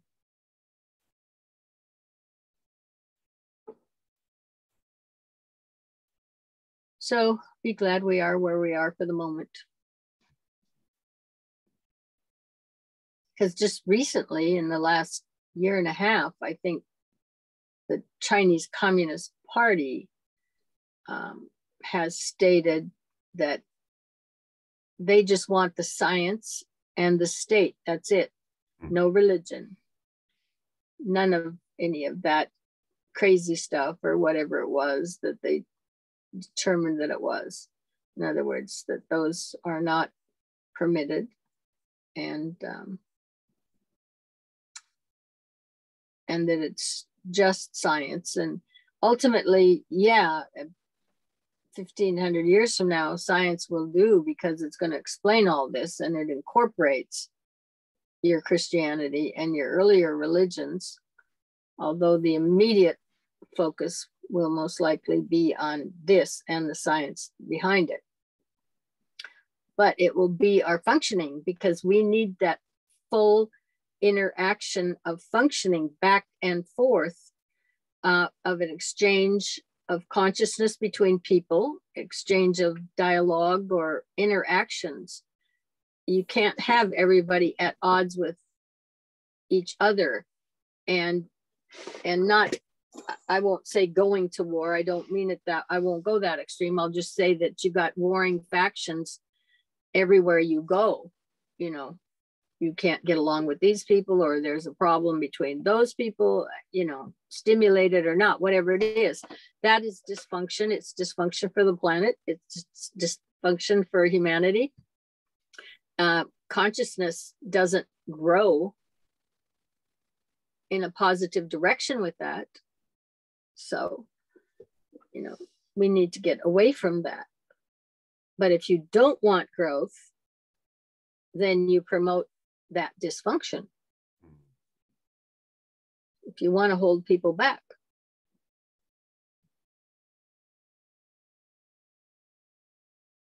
So I'm going to have one of the two of you pick up some conversation for a little bit. I'll be right back. Won't be long. I'm going to go to that. Take it, Donnie. Nah. Nah. I get very quiet listening to Carla speak, and it's like a sad song. It's just, it quiets the whole scene, I think. And I actively don't try. I try not to think and just absorb, you know, and just empties, everything just empties out, listening, you know. So even if I have a lot to say or think of things to say, 2 seconds later, it's just gone anyway, you know, because I'm trying to actively listen or whatever you want to call it. But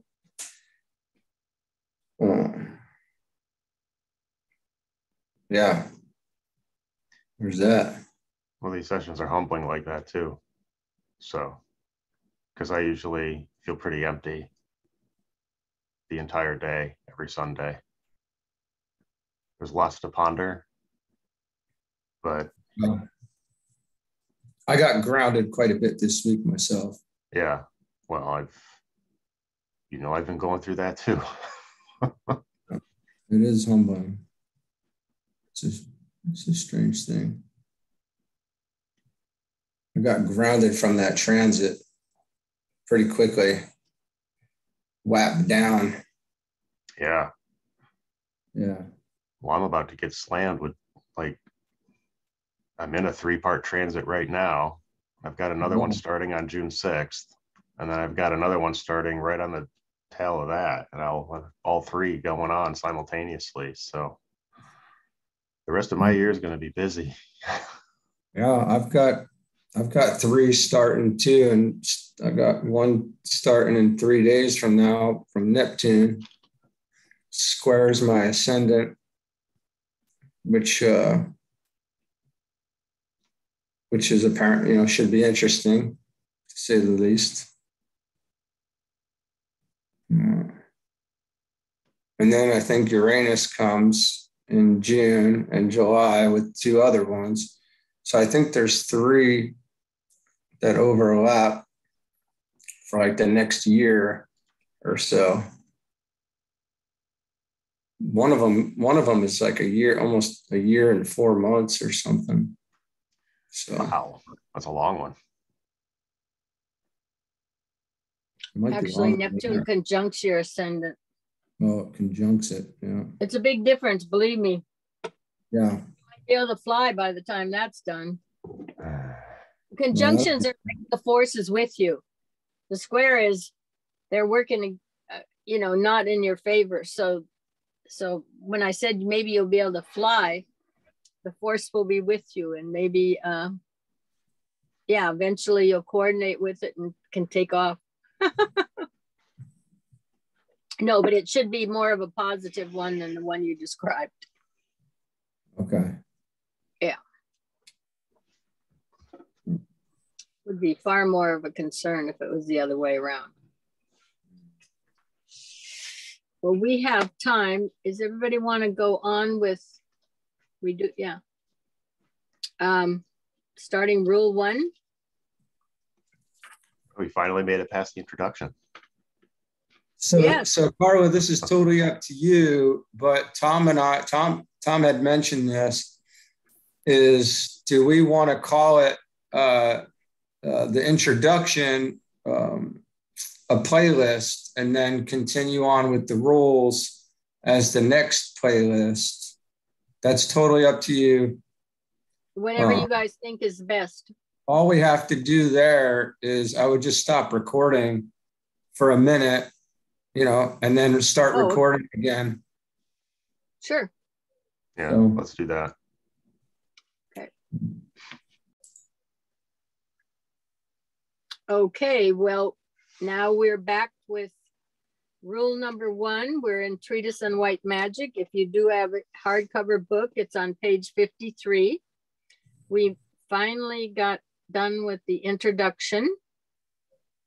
Took a while. And so he starts with basic assumptions. So I guess this is a little bit like an introduction for rule number 1, but anyway, it's rule number 1. Some basic assumptions. We are entering upon a course of study wherein the entire tendency will be to throw the student back upon himself, and thus upon that larger self, which has only in most cases made its presence felt in rare and highly emotional intervals. When the self is known, and he uses the word self and ego and soul, the same word for all 3. Okay, for the soul itself. The self is known and not simply felt, and when the realization is mental as well as sensory, then truly the aspirant can be prepared for initiation. I would like to point out that I am basing my words upon certain basic assumptions, which for the sake of clarity, I want to briefly state. First, that the student is sincere in his aspiration, is determined to go forward, no matter what may be the reaction of and upon the lower self. Did I hear you guys just talking about that a couple of minutes ago on that last tape? That you were going to go ahead no matter what may be the reactions of and upon the lower self? If you, in other words, if you get wrestled to the ground, or if you, you're going to get up and go forward again. Yeah, Only you're paraphrasing, Carla, but yes, you did. That's the intent. That is paraphrasing, isn't it? How about that for a description, though? That's a good one. I like it. Yeah. Yeah. Well, I probably can do those because it's personal experience. Only those who can clearly differentiate between the two aspects of their nature, the real self and the illusory self, can work intelligently. This has been well expressed in the Yoga Sutras of Patanjali. Experience of the pairs of opposites comes from the inability of the soul to distinguish between the personal self and the spirit. The objective forms exist for the use and experience of the spiritual man. By meditation upon this arises the intuitive perception of the spiritual man. The 48th Sutra in the same book gives a statement covering a later stage of this discrimination realization. This discerning quality is fostered by a recollected attitude of mind and by careful attention to the method of a constant review of the life. Secondly, I am acting upon the assumption that all have lived long enough and battled sufficiently with deterrent forces of life to have enabled them to develop a fairly true sense of values. And that's pretty key here, because you're not coming into this with some wacko sense of value. You've got pretty well established senses of right and wrong, and they're evaluated against the well-being of humanity as an overall and a society that will function constructively, which then, of course, bears out in the well-being of the planet itself. I assume they are endeavoring to live as those who know something of the true eternal values of the soul. They are not to be kept back by any happenings to the personality or by the pressure of time and circumstance, by age or physical disability. They have wisely learned that enthusiastic rushing forward and a violent, energetic progress has its drawbacks, and that a steady, regular, persistent endeavor will carry them further in the long run. Spasmodic spurts of effort and temporary pressure peter out in disappointment and a weighty sense of failure. It is the tortoise, not the hare, that arrives first at the goal, though both achieve eventually. Thirdly, I assume that those who set themselves seriously to benefit by the instructions in this book are prepared to carry out the simple requirements to read what is written thoughtfully, to attempt to organize their minds and adhere to their meditation work. The organizing of the mind is an all-day affair, and the applications of the mind to the thing in hand throughout the daily avocations is the best way to make study and meditation periods fruitful and bring about fitness for the vocation of disciple. With these assumptions clearly understood, my words are for those who are seeking to measure up to the need for trained servers. I say not, you note, those who measure up, meaning he's talking about seeking instead of having accomplished it. Intention and effort are considered by us of prime importance and are the two main requisites for all disciples, initiates, and masters plus the power of persistence. In our consideration of these rules, I am not so much interested in their application to the magical work itself, as in the training the magician and in developing him from the standpoint of his own character. Later, we may get down to the application of knowledge to the outer manifestation of world forces, but now our objective is something different.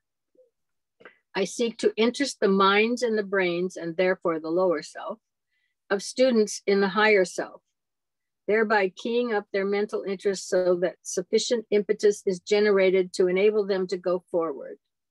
Also, let it not be forgotten that once the magic of the soul is grasped by the personality, that soul steadily dominates and can be trusted to carry forward the training of the man to fruition, unhampered as you necessarily are by thoughts of time and space, and by ignorance of the past career of the soul concerned. It should always be borne in mind that when dealing with individuals, the work requires is twofold: to teach them how to link up the personal lower self with the overshadowing soul, that in the physical brain, there is an assured consciousness as to the reality of that divine fact. This knowledge renders the hitherto assumed reality of the three worlds futile to attack and hold. It is the first step out of the fourth into the fifth kingdom. And there's a key there, because looking at that sentence again, this knowledge renders the hitherto assumed reality of the three worlds, the ones you live in all today, are futile to attract and hold you. And it is the first step out of the fourth into the fifth kingdom, because the soul does not have interest in interacting with you until you've got an integrated personality that representing the fact that your physical, your emotional, and your mental can operate as one unit. And it's also considering you really contact that consciously at the third initiation. It means that initiation 1, which means you've got full control of plane number 7. So there's nothing there to pull you back. And the initiation number 2, which it takes care of the full plane of number level 6, which means there is nothing there emotionally to pull you back. Okay, so until those are really completed, you're not going on to number 3 for starters, and your soul, for your own sake, doesn't really want anything to do with you. And the way he describes that is that if you are still out of balance because you have things, let's say on the emotional plane, that you're emotionally connected here or there, or need to understand this or that. And so you get up, you're starting to interact with the soul. Which means there's more energy. There's another kind of energy going to happen there. And now you're drawn back to level number 2 for whatever reason. Then that energy will probably flow with that interest. Now you get out of balance and you're going backwards. And he does indicate somewhere in this material that it will probably take you 2, 3, 4 lifetimes to straighten that out again. So the protection is until you are fully up on that mental plane and are not vulnerable to emotional connections pulling you back, that there won't be that interaction, and you won't get that kind of energy that the soul quality has until you have are securely up on that mental plane, so that you can go forward and won't be pulled back again by anything going on in those lower worlds. Okay. That's when he says this knowledge renders the hitherto assumed reality of the 3 worlds. And they're talking about what we think is the reality of those 3 worlds. is futile to attract and hold you. And that's the first step out of the fourth into the fifth kingdom. And the fourth kingdom is man, the fifth kingdom is spiritual man. So to give such practical instruction as will enable the aspirant to understand his own nature, this involves some knowledge of the teaching of the past as to the constitution of man. That chart, basically, I think on the bottom of it says it's a constitution of man, doesn't it? Okay. And an appreciation of the interpretations of modern Eastern and Western investigators. B, control the forces of his own nature and learn something about the forces with which he is surrounded. And, you know, we have talked about the difference between forces and energy, because the lower three worlds, you, for the most part, deal in forces, and your energy comes from higher above. So a good example of us functioning on forces is we have to eat food and convert it into forces that we move around with. Okay. It was like I was explaining to somebody the other day, the will, for example, when we think about if you exercising your will, you know, it is in many respects, if you think about it, it is gathering your forces together and creating a wall. Now, the wall may be a wall nobody can get through, or the wall may be a pile driver that will get through anything. But that's, I think, at least that's the way I see the will exercised in these lower three worlds.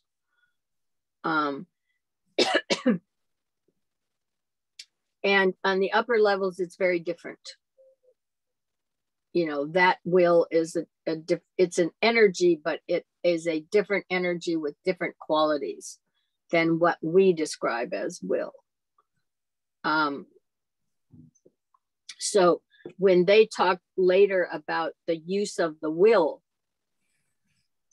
up on these upper planes, I mean, it is nothing like what we describe as, you know, it was a sheer act of will, or I'm going to will this to happen or something. You're just collecting a bunch of forces together like you would a pile driver going through a door or something,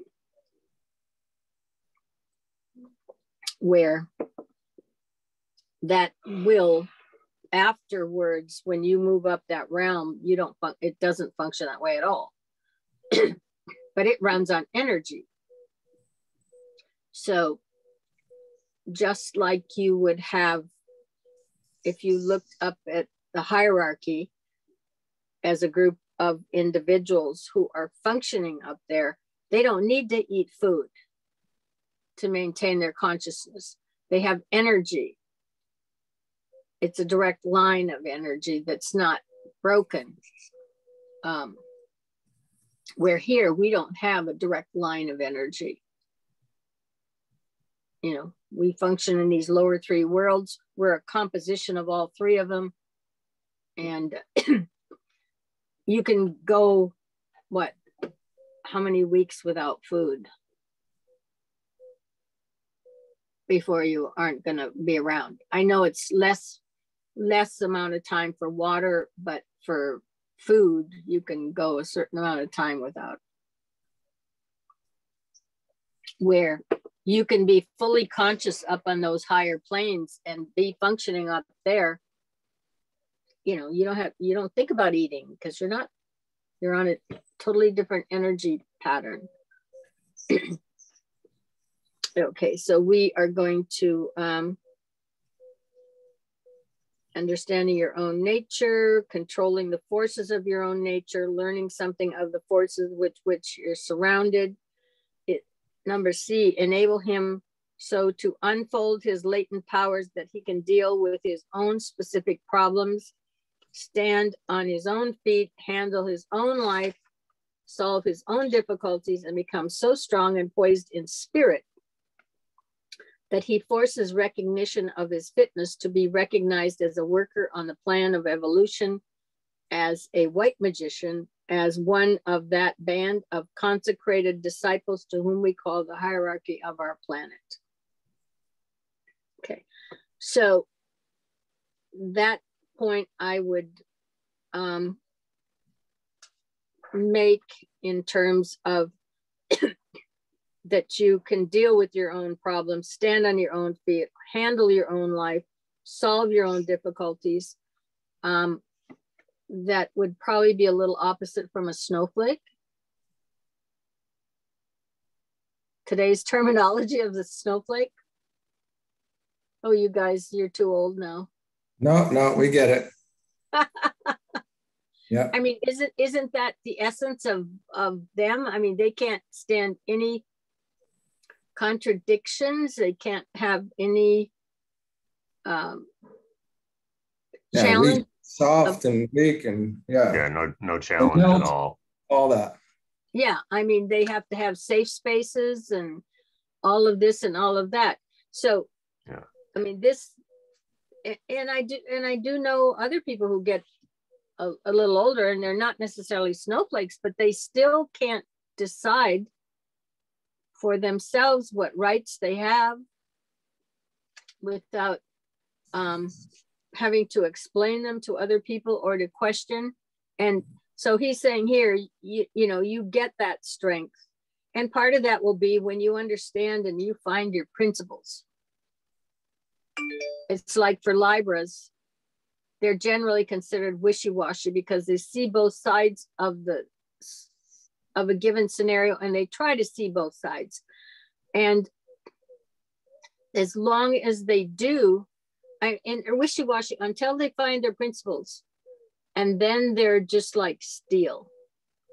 And what I mean is that they know what they can do, they know what they can't do, they know what they're willing to do, they know what they're not willing to do, because they have found their principles of where they stand on, on what is right for them, what's not. And it's their internal value system has firmed up.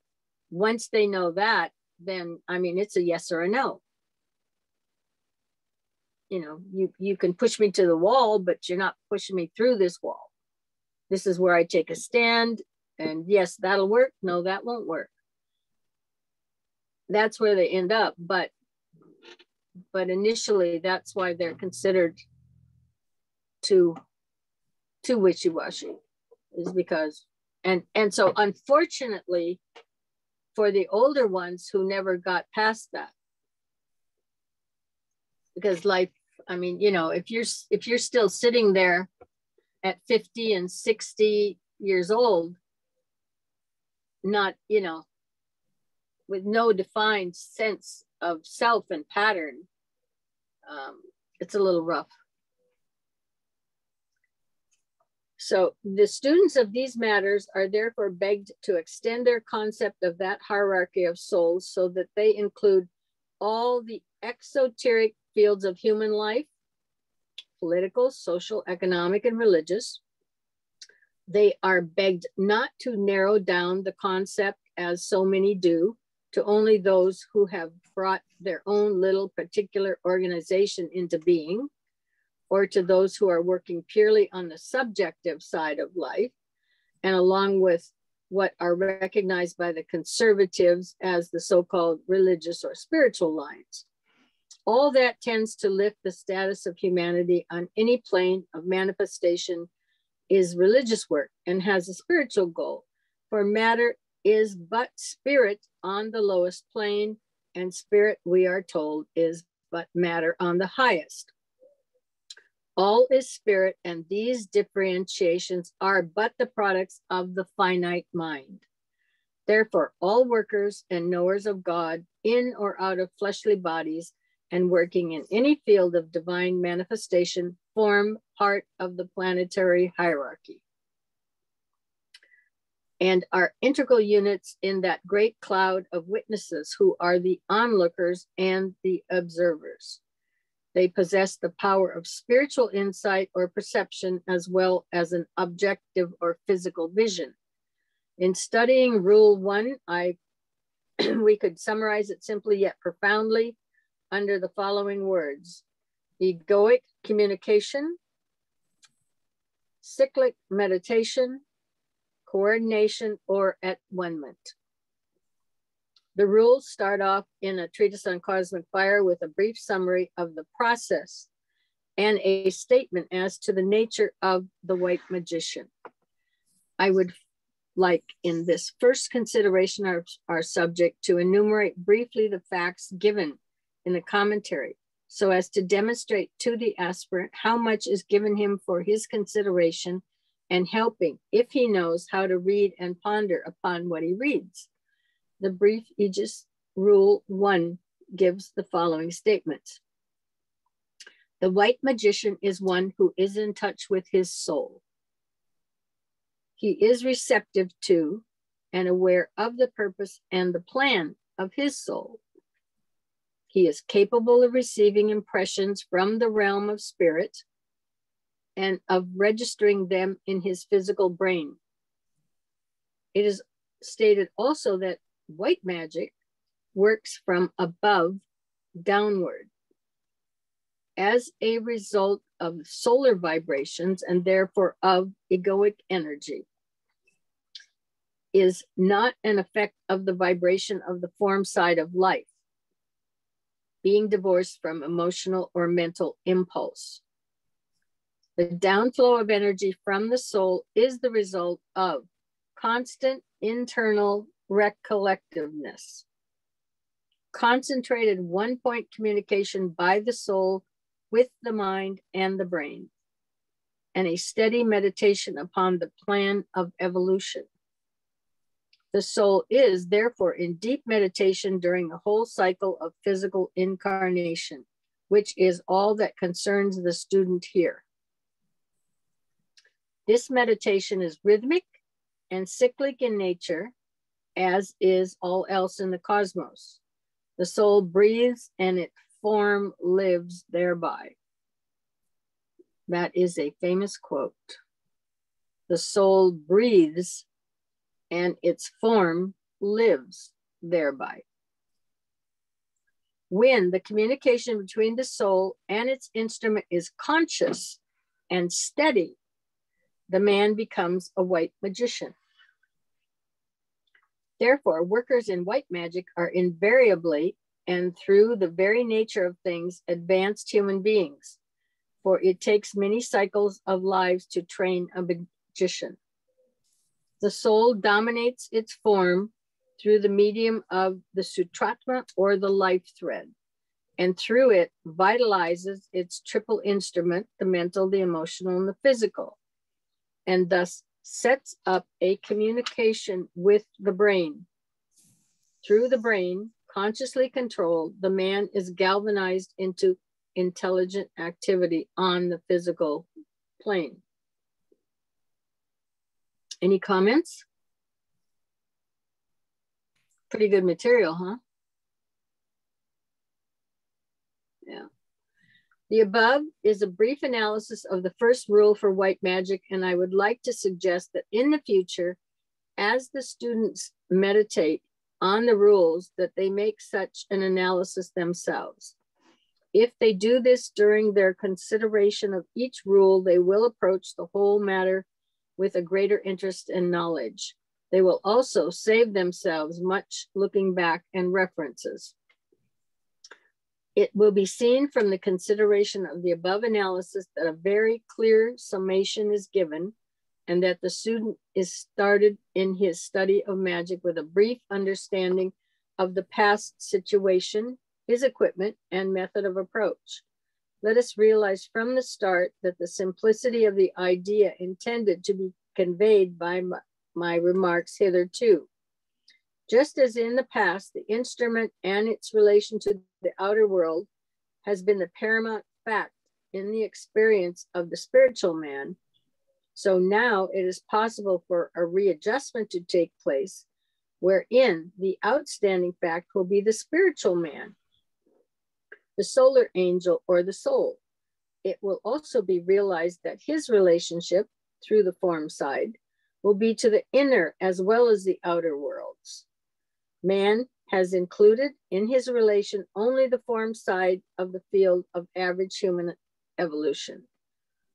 I think we can probably confirm that for the most part, even with our church or religion over, decades and centuries, it's still been the form side outside and not really working with connecting with your soul.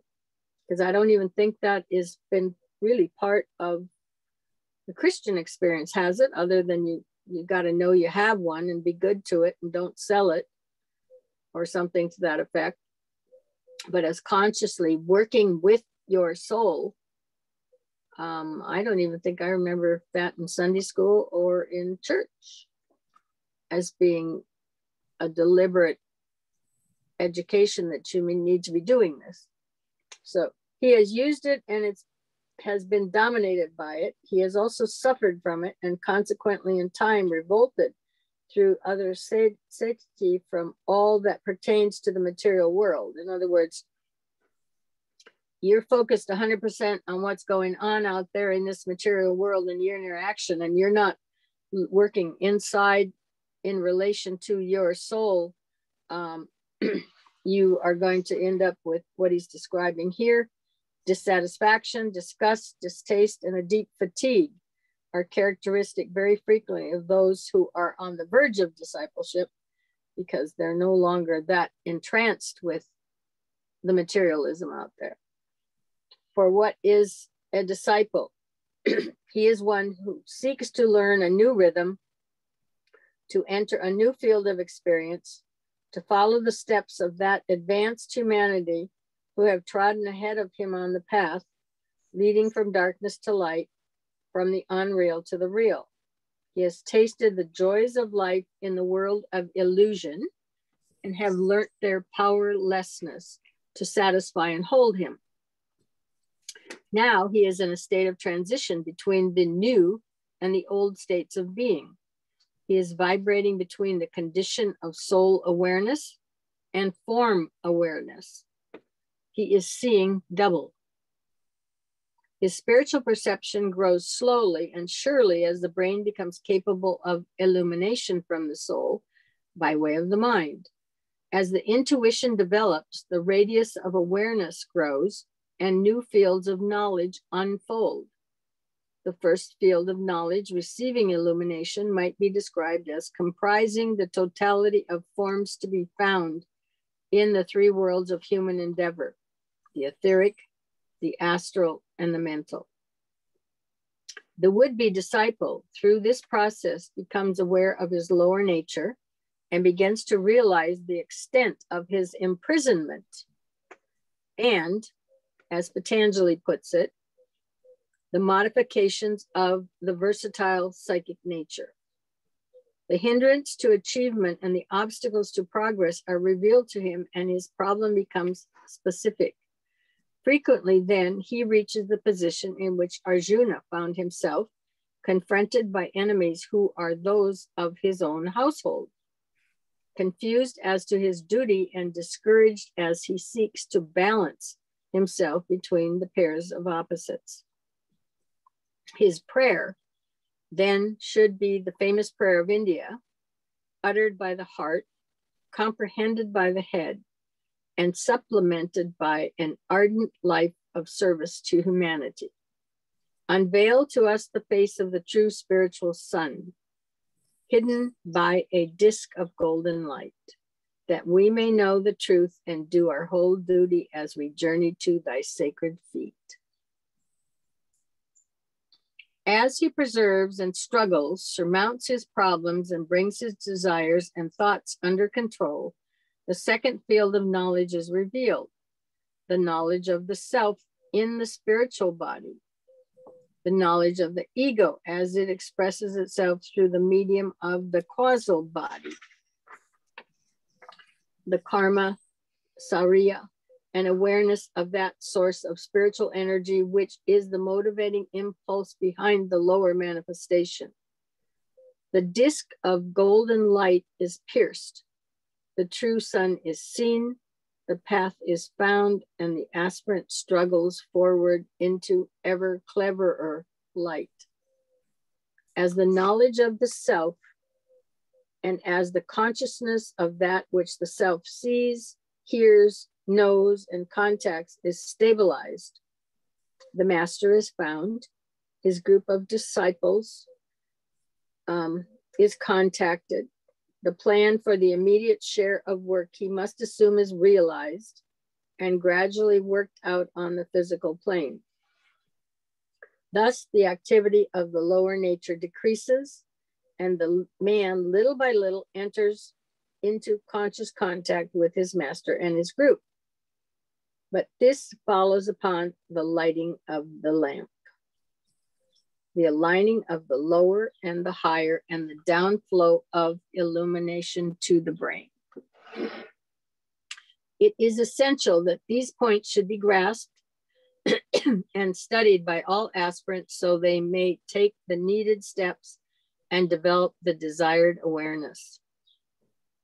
Until this is done, the master, no matter how willing he may be, is powerless and can take no steps to admit a man to his group, and thus take him into his auric influence, making him an outpost of his consciousness. Can you follow that one? The master is powerless, can take no steps to admit a man to his group, and thus take him into his auric influence, making him an outpost of his consciousness. So at that point, there would be a connection, is what this is saying. Every step of the way has to be carved out by a man himself, and there is no short or easy road out of darkness into light. The white magician is ever one who, through conscious alignment with his ego, with his angel, is receptive to his plans and purposes, and therefore capable of receiving the higher impression. We must remember that white magic works from above downwards and is the result of solar vibration, and not the impulses emanating from one or other of the lunar Treatises. The downflow of the impressing energy from the solar Treatise is the result of his internal recollectedness, the indrawing of his forces prior to sending them concentratedly to his shadow man, and his steady meditation upon purposes and the plan. It may be of use to the student if he here remembers that the ego, as well as the logos, is in deep meditation during the whole cycle of physical incarnation. This meditation is cyclic in nature. The Treatise involved sends out his reflection, rhythmic streams of energy, which streams are recognized by the man concerned as his high impulses, his dreams, and his aspirations. Therefore, it will be apparent why workers in white magic are ever advanced and spiritual men, for the reflection is seldom responsive to the ego or the solar angel until many cycles of incarnation have transpired.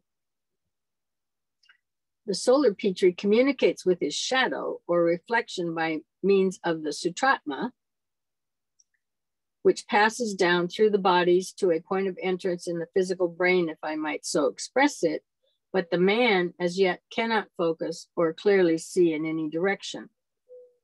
If he looks backwards, he can see only the fogs and the miasmas of the planes of illusion and fails to be interested. If he looks forward, he sees a distant light which attracts him, but he cannot as yet see that which the light reveals. If he looks around, he sees but shifting forms and the cinematograph of the form side of life. If he looks within, he sees shadows cast by the light, becomes aware of much impedimenta, which must be discarded before the light he sees in the distance can be approached and then enter within him. Then he can know himself as light itself and walk in that light and transmit it likewise to others. That's a ways along when he sees the light he sees in the distance can be approached. That's a significant event pattern of one of the initiations. It's perhaps well to remember that the stage of discipleship is in many ways the most difficult part of the entire ladder of evolution. So remember that. You're in the most difficult part right now. The solar angel is unceasingly in deep meditation. The impulses of energy emanating from him are increasing in vibratory rate and are becoming more and more powerful. The energy is affecting more and more forms through which the soul is seeking expression and endeavoring to control. This brings me to the consideration of the 7th point I made in my earlier analysis of Rule 1. I said, the soul's meditation is rhythmic and cyclic in its nature, as is all else in the cosmos. The soul breathes and its form lives thereby. The rhythmic nature of the soul's meditation must not be overlooked in the life of the aspirant. There is an ebb and a flow in all nature. And in the tides of the ocean, we have a wonderful picturing of an eternal law.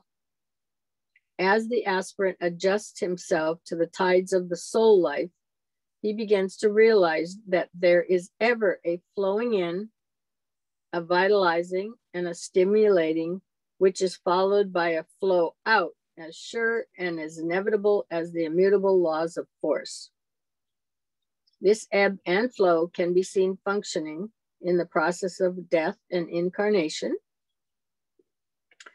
It can be seen also over the entire process of a man's life, for some lives can be seen to be apparently static and uneventful, slow and inert from the angle of the soul's experience, while others are vibrant, full of experience and growth.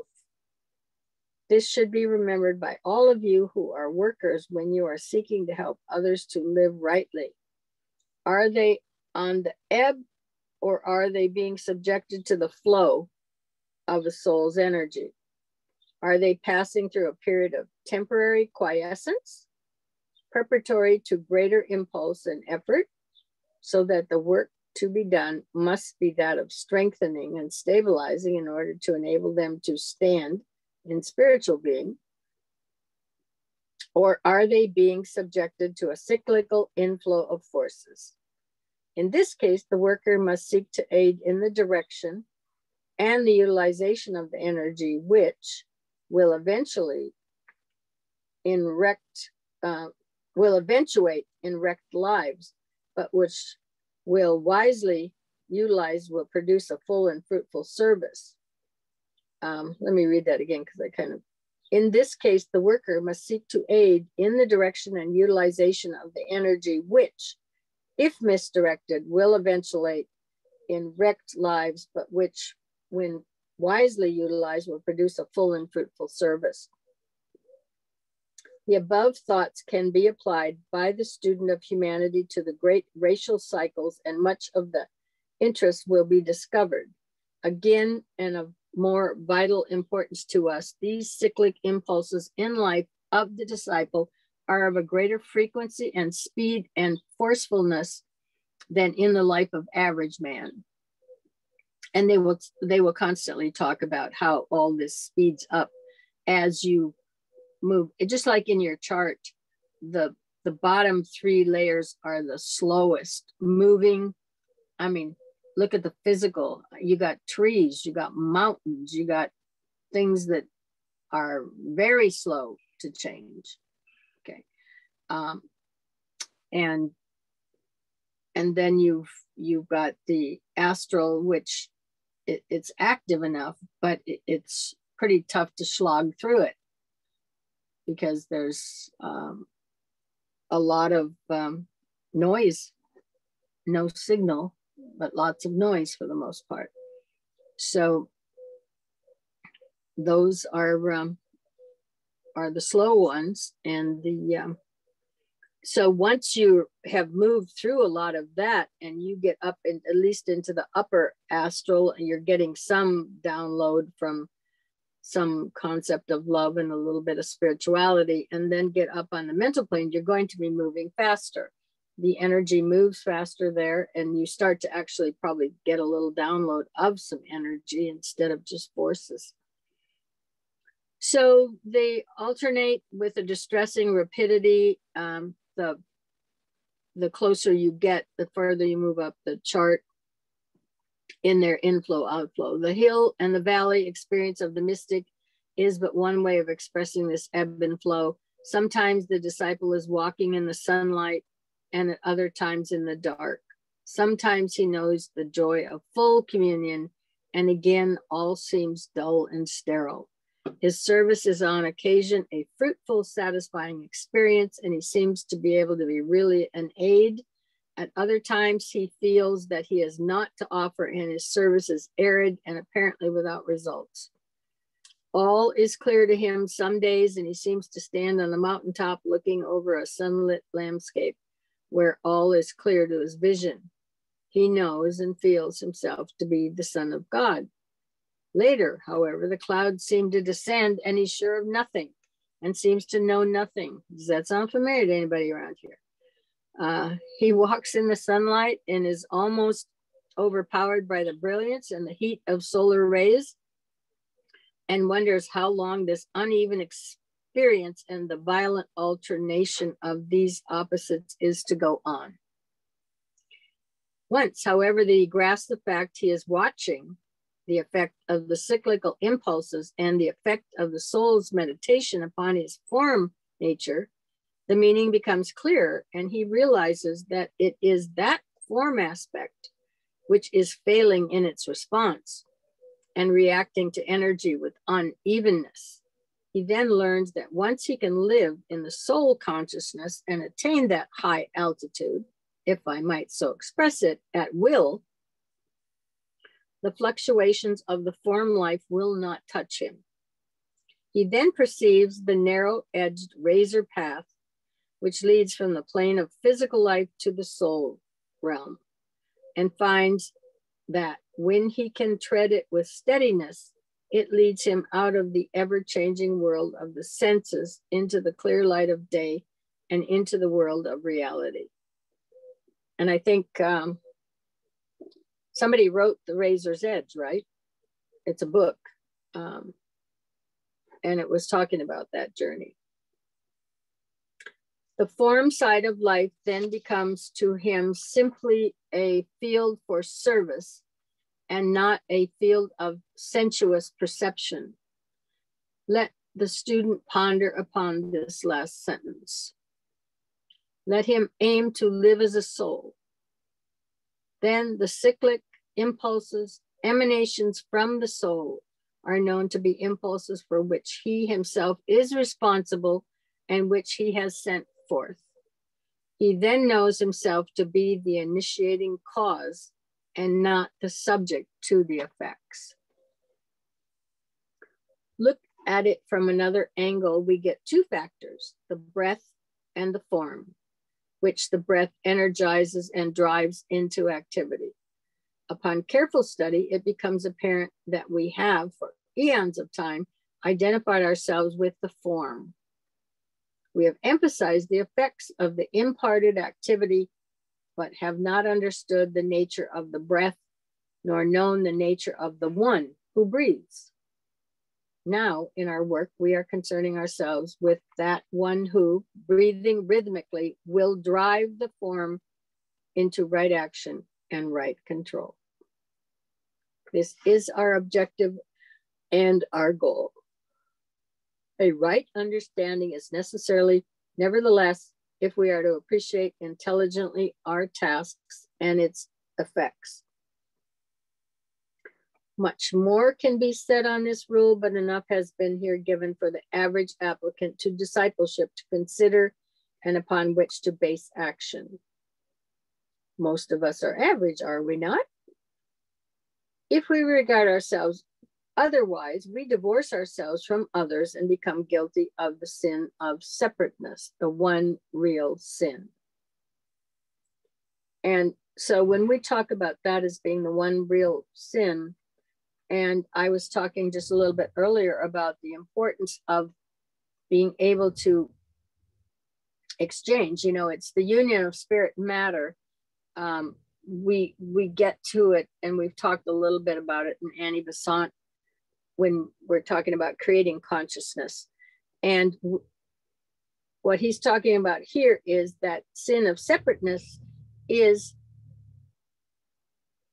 denying that creation of consciousness, because you have blocked out some portion of the product of this planet and won't interact with it. And so then, yeah, you've just denied the whole, even though you've just taken a little sector of it, but you have denied being willing to look at the wholeness of the unit, and it operates as one unit. So that's why he probably talks about it as the one real sin, is just you've cut off part of the system you're in and denied it recognition and interaction. An appreciation of the above thoughts should build in the aspirant a realization of the value of his meditation work, whilst the idea of a cyclical response to soul impulse lies back of the activities of a morning meditation. A noonday recollection and an evening review. A larger ebb and flow is also indicated in the two aspects of the full moon and the new moon. Let this be borne in mind. May there be a full and steady play of cyclical force from the kingdom of spirit upon each one of us, calling us forth into the realm of light, love, service, and producing a cyclical response from each one. May there be a constant interchange between those who teach and the disciple who seeks instruction. Much preliminary work will have to be done. The disciple on the physical plane and the inner teacher, whether one of the great ones or the master within the heart, need to know each other somewhat and to accustom themselves to each other's vibration. Teachers on the inner planes have much to contend with owing to the slowness of the mental processes of students on the physical bodies. Again, you know, we don't move instantaneously. It was like I was saying, when you, if you can function up in that realm and you have somebody who has passed over, you know, my sister's saying, what, did you find her in the hospital? You know, was she still there in the hospital because that's where she had died? And, you know, I mean, I'm not even thinking about where, because you just know, and you just go there. And so what he's saying here is there's that slowness because of you're dealing with the physical brain, and all that limitation is gone if you're getting an input from somebody in the hierarchy who's teaching you, because it should pretty much, they should just be right there and not have to deal with these mental processes. But when you're functioning in a brain, it takes a while for it to get through. There's literally time is a factor there, where time is not a factor in the hierarchy, because they're not in that realm. They're up on that spiritual triad realm and not on the bottom section of that chart. But confidence and trust will set up the right vibration, which will produce eventually accurate work. The lack of faith, of calmness, of application, and the presence of emotional unrest will hinder long patience those on the inner side need in dealing with all who must, for lack of other or better material, be utilized. Some physical injudiciousness may make the physical body non-receptive. Some worry or care may cause the astral body to vibrate to a rhythm impossible for the right reception of the inner purpose. Some prejudice, some criticism, some pride may be present that will make the mental vehicle of no use. Aspirants to this difficult work must watch themselves with infinite care and keep the inner serenity and peace and a mental pliability that will tend to make them of some use in the guarding and guiding of humanity. Anybody want to take a break, make a comment?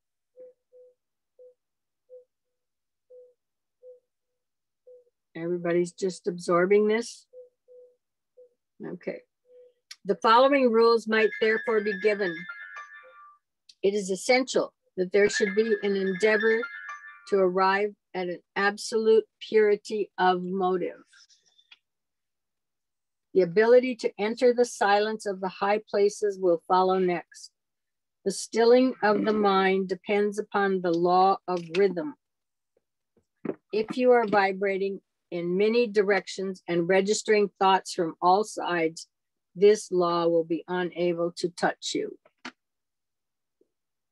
Balance and poise must be restored before equilibrium can be reached. Now, the interesting thing is that the equilibrium, when we take the sign of the scales, okay, which does exactly that, is it's meant so you can balance one weight against another. The sign astrologically is the Libra. It's the only inorganic sign of all 12. The others are either an animal, somebody in the water, somebody on land.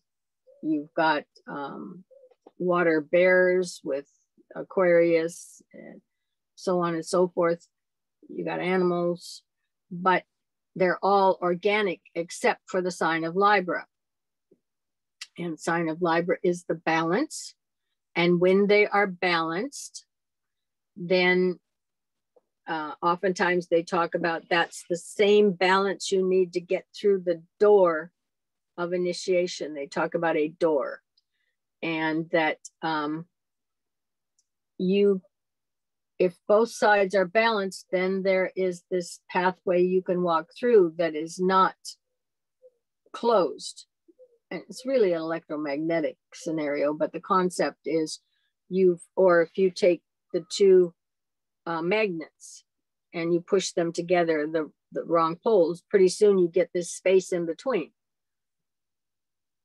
That's a path through. And so this balance and poise needs to be restored before equilibrium can be reached. And if you're vibrating in many directions, this law that we're talking about can't even reach you. So the law of vibration and the study of atomic substance are closely intertwined. When more is known about these atoms and their action and reaction and interaction, then people will control their bodies scientifically, synchronizing the laws of vibration and rhythm. They are the same and yet unlike. They are phases of the law of gravitation. The earth is itself an entity which, by the force of will, holds all things to itself. This is an obscure matter. Little has been learnt about it as yet. The inbreathing and the outbreathing of the entity of the earth affects vibration potently. That is the vibration of the physical plane matter. There is a connection also between this and the moon. Those members of humanity who are specifically under lunar influence respond to this attraction more than others, and they are difficult to use as transmitters. The silence that comes from the inner calm is the one to cultivate. Aspirants are urged to remember that the time will come when they too will form part of the group of teachers on the inner side of the veil. If they have not learned the silence that comes from strength and from knowledge, how will they bear the apparent lack of communication that they will find exists between them and those on the outer side? Learn therefore how to keep quiet, or usefulness will be hampered by the astral fretfulness when on the other side of death.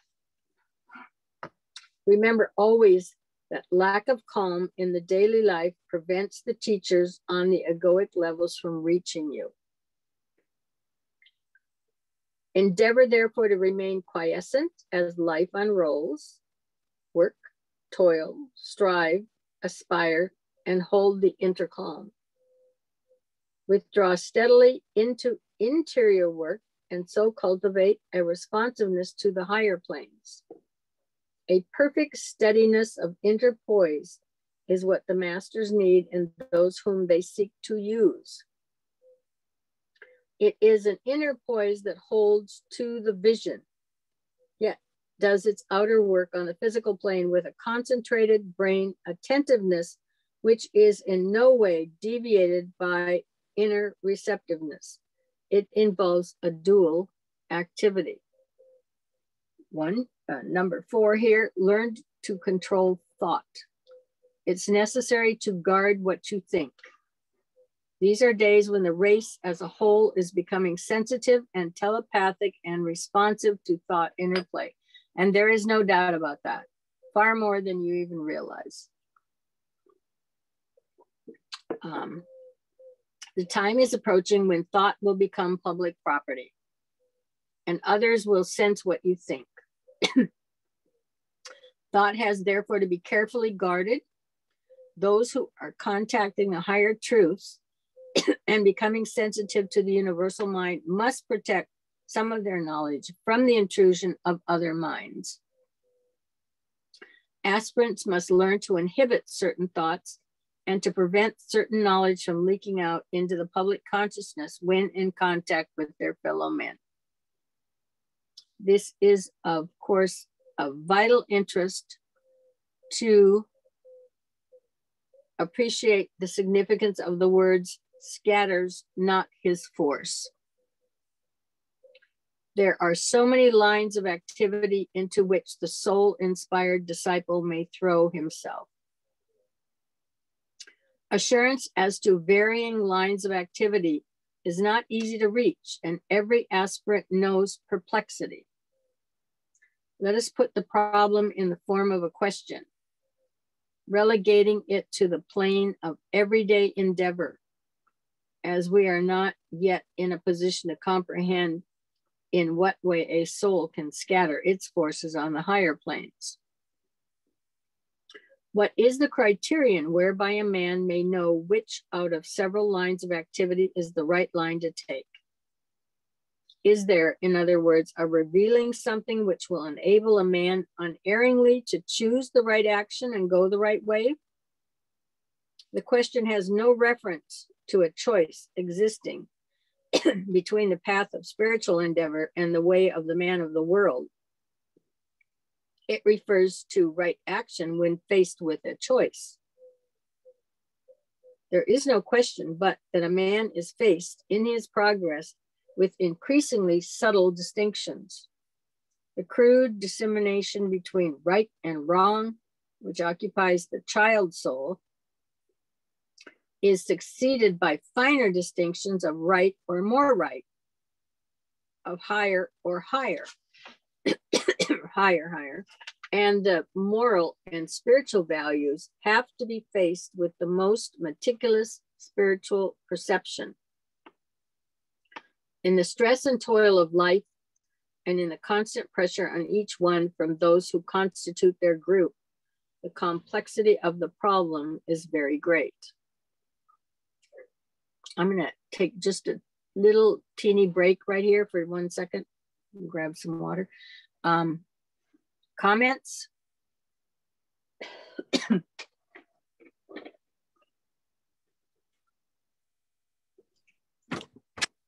That's good stuff. That's the good stuff. Yep. Yeah. Now we're into it. Yeah, and hopefully you've got a strong enough background to really appreciate it. Let's see. After going through the first 47 pages for 9 weeks.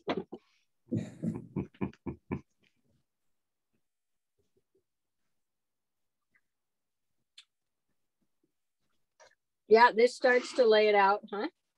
Yeah. What do you think, Totally. Melinda? I'm not. I'm just huh? No, I mean, now we're dealing with a little more of the meat of the subject. Yeah. So, it's a lot. Yeah, I'm just listening and absorbing. Okay. I'm absorbing, man. Well, that's a good place to be.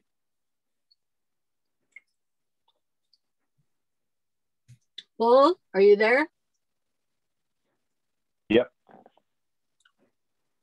Well,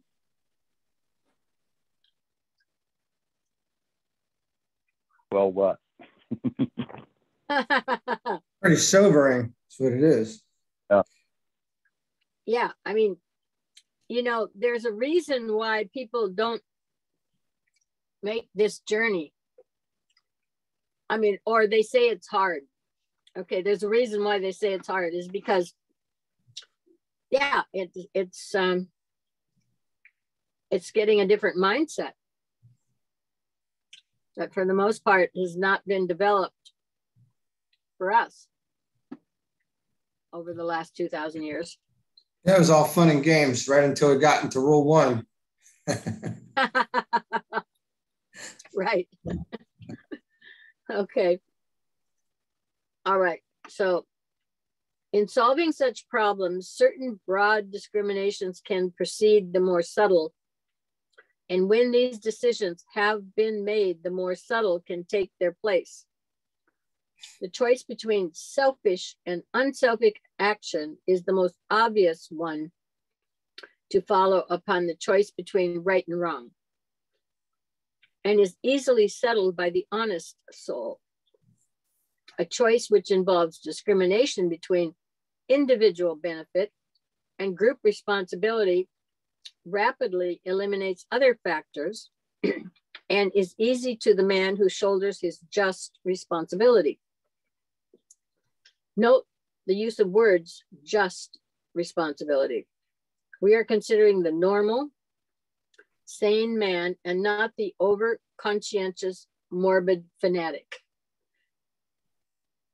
There follows next the distinction between the expedient, involving factors of physical plane relations of business and of finance, leading up to a consideration of the highest good for all parties concerned. But having through this triple eliminative process arrived at a certain position, cases arise where choice still remains in which neither common sense nor logical discerning reason seem to help. The desire is only to do the right thing. The intent is to act in the highest possible way and to take that line of action which will produce the best good of the group apart from personal consideration altogether. Yet light upon the path which must be trodden is not seen. The door which should be entered is unrecognized, and the man remains in a state of constant indecision. What then must be done? One of two things. First, the aspirant must follow his inclination and choose that line of action out of the residue of possible lines which seems to him the wisest and the best.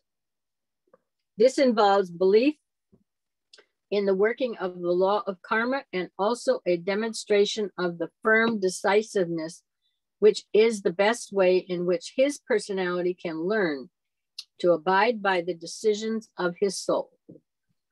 It involves also the ability to go forward upon the grounds of decisions made and to abide by the results without forebodings or regrets. Now, let me just plug one thing in here. When we talk about the working of the law of karma, we aren't just talking about personal karma, because elsewhere in some of his books, and I think in A.A.B, there's many factors in karma, of which our little karma is like one of four, because you have planetary karma, you have the relationship of our surrounding cosmos and constellations and karma with us. So when you see the word karma, just figure there's a whole lot more to it than just, oh, well, I guess they're getting karma payback. Or they turn around, somebody says, well, they're really making karma for themselves. The only thing I usually don't see is somebody saying, well, I was just paying off karma when I got nailed with that one. In other words, it's always somebody else who's got to have incurring the bad karma they're going to have to pay off.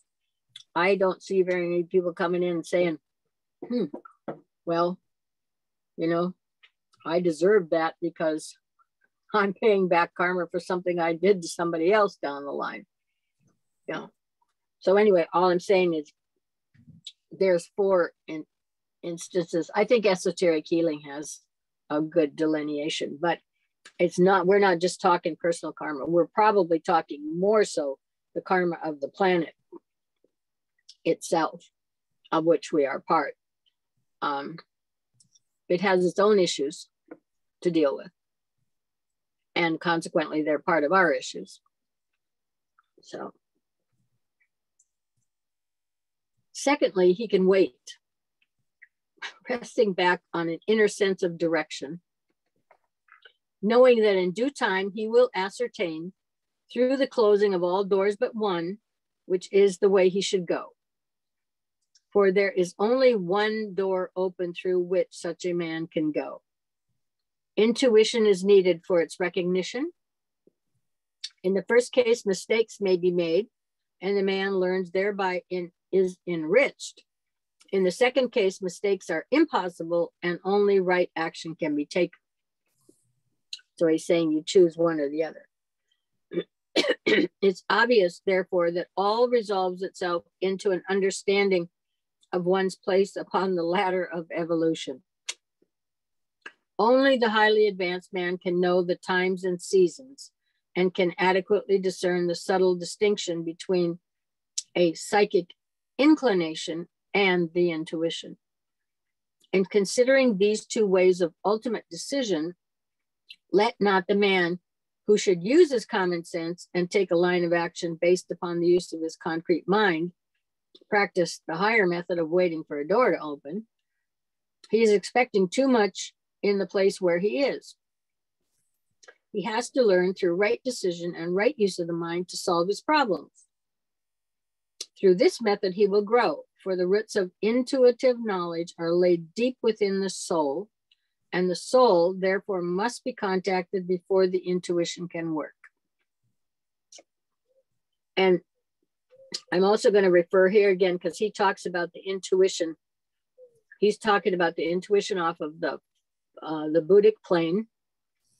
And he makes it very clear, if you're getting some intuitive thought about, you know, what you're going to wear to the ball game next week, or what should be the best place to go for dinner tonight because it might not be as busy, these have nothing to do with the intuition coming off the Buddhic plane. The intuition coming off the Buddhic plane has nothing to do with it has no interest in our lower lives here. It is talking about spiritual information. So one hint can only be given here. Oh, there it is. The intuition ever concerns itself with group activity and not with the petty personal affairs. If you are still a man centered in the personality, recognize it, and with the equipment available, govern your actions.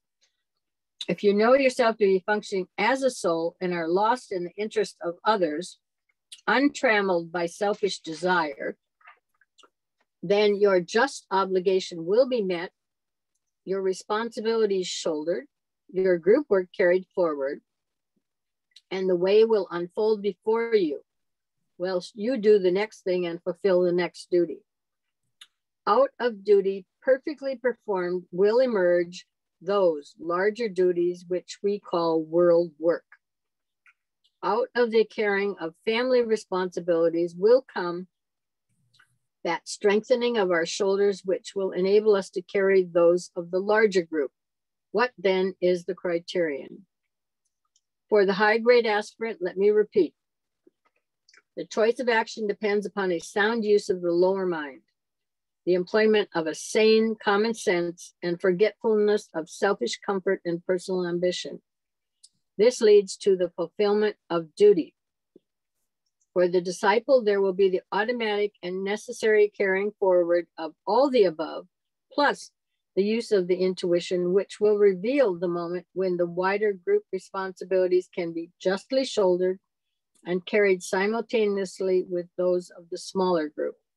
Ponder on this. The intuition reveals not the way ambition can be fed, nor the manner in which desire for selfish advancement can be gratified. There you go.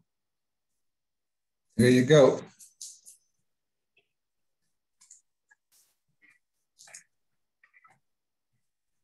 That's got a good set of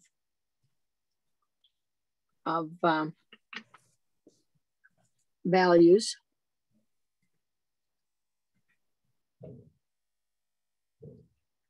Certainly.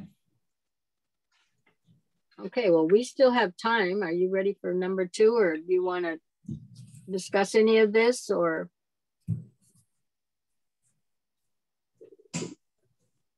I'm actually going to have to drop. I'm going to have to drop here in a couple minutes anyway. So I don't know if we want to get started with 2. Maybe hold that for next week.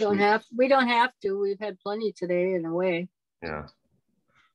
And I think I'm going to want to give 1 a read over until next week. So maybe next week we can do a quick review if everyone wants that, and maybe talk about it a little bit more and then shoot into rule 2. But that's just my suggestion. Right. Well, that's good. We're all a collective whole here, so it's not just up to me. Oh, it isn't? No, never. I didn't know that. Maybe the old me. Okay. Yeah, that. Right. telling how your guys how to do it, huh? Well, I mean, we just read that the universe doesn't revolve around any one person here. Pretty much is what I got out of it. That's right. Read, so, but yeah. But yeah, that's definitely a lot to ponder. Yeah. And that other one is going to be a news to some people that it doesn't revolve around just one person. Of course, you could go out there and enlighten them, right? No, I can try. Well, that's a good one-liner for your employees, right? Well, the world doesn't just revolve around you. Right. Make friends, influence people, and get people working for you willingly with that line, huh? Right. We hope that what we're doing is for the greater good. Of your pocketbook. Because you'll get a check at the end of it, right? Right. Yeah. I think I figured out what's wrong with the military. Oh, what is it? It's in the last paragraph. The employment of a sane common sense and the forgetfulness of selfish comfort and personal ambition. This leads to the fulfillment of duty. That's literally like every military leader. It's changed from what's good for everybody in the mission to what's good for their personal comfort and a personal ambition. Yeah. It struck me. You make a good point there, Bull, because it is. I mean, it's not just the military. You see that in the civilian sector of the government too. Yeah. because we're supposed to be working as a collective whole for the greater good of the cause and the country, and working on the same set of ethics and kind of a way to move forward. But what tends to really happen is your leaders are more interested in what they need to do to get to that next level for them. And that's usually what those initiatives entail. They're formulated around what leadership can do to move up to the next rank. So that was really good. I'm glad you threw that out there, because it's not just the military, man. It's on the civilian side too. And it's probably in corporate America as well. Yeah. So yeah. Good point. It is. Yeah, I mean, and when they get up a little ways, they want to save their skin no matter what. Mm-hmm. They want to save their paycheck. Yep. And you know, it's very different from when I was young, because people weren't making that much money, and life didn't cost that much. But in today's world, you know, if you get into one of those upper echelons and you encumber yourself for the incoming paychecks,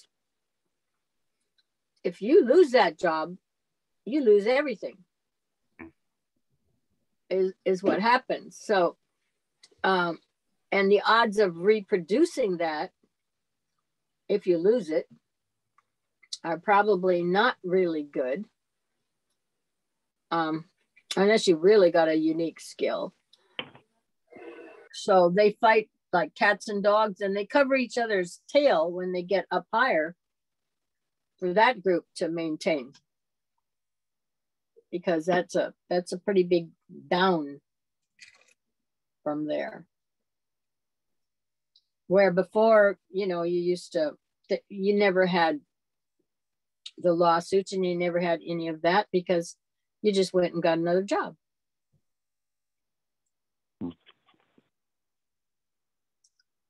But now the competition for those numbers is really ugly.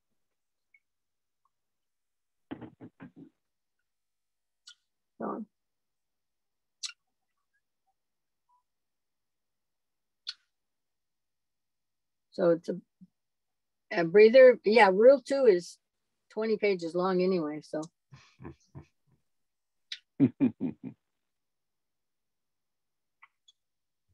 But yeah, now you get into some of the nitty gritty. And like I said, hopefully there was enough of a foundation laid during these last 9 weeks to be able to apply this at this point with some sense of seriousness.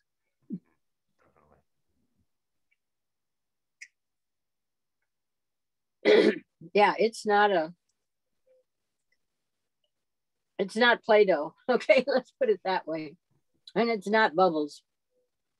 Because when we get up to that, that upper plane, that etheric, like I said, somewhere in here, he mentions those are the bottom levels of 4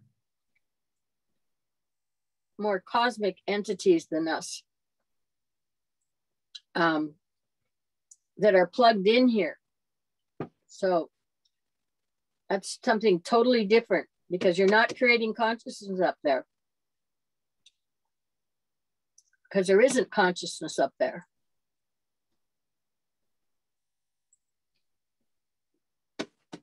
It's what is up there.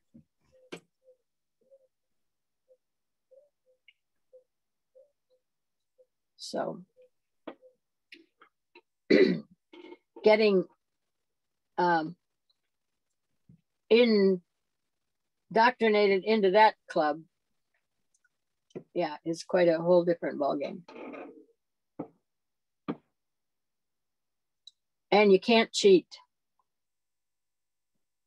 It's not possible.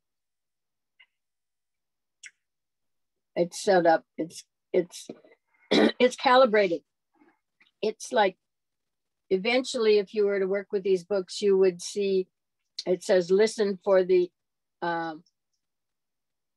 army of the voice, and then there's the sound of the silence. You're just learning to read energy patterns with those senses apparatus you have. That's what you're doing all along on every one of these planes and every one of the subdivisions, is that energy is a little bit different, and you're learning to incorporate by having the experiences, because he talks about once that you experience a vibration, you have it forever after that. So that's why you need all of them on a given plane, a given full plane with the 7 subplanes. You need everything that's possible there. And you need to have experienced it so that you have the counterbalance to it, so that, and that neutralizes it. So it's not a pull to you anymore because you have it. Because you can come back and sound the equal. So we're right back to the balance again, the weighing of stuff, except in this case, it's a vibration. So it can occur on that plane, but it's not going to draw you back or pull you back. And that's why you don't move off of a given plane until you've been through all those levels, had all the possible range of vibrations that could occur there. And then that is a neutral plane to you. So anything can happen down there, but you're not, you don't have to be there to get that other vibration that you're missing. So you're not pulled backwards. But that goes up. The creating consciousness just goes through the lower 3 levels in that regard. Because you're not, once you get up on level 4, it's abstract thought. You don't need those pairs of anything to figure anything out. You're not working with deductive logic or inductive logic. It's just what is. And you're just getting downloads then. Now you're pulling the downloads from above, because man, when he moves upward, he operates from the Buddhic plane. And then all of this comes his way. I don't know at which point you might move up and out. I haven't really tagged it in there. I'm sure it's in there somewhere. But he does say that you operate on the Buddhic plane. So, yeah, you're not, the fun and games, the way we think of fun and games, and even the way you would have loved the Rumi stuff all the time when you were hearing it, because it's on that astral plane, and you can have you can have joy, which is contact with the soul, the feeling. That's how we identify it. But afterwards, after you've the destruction of the causal body, you aren't going to experience joy either. You'll experience something else. You know, you've got bliss waiting for you. But the experience of the joy comes with the soul. And that's how we identify that interaction. So, yeah, it gets a lot more serious moving on the way up now.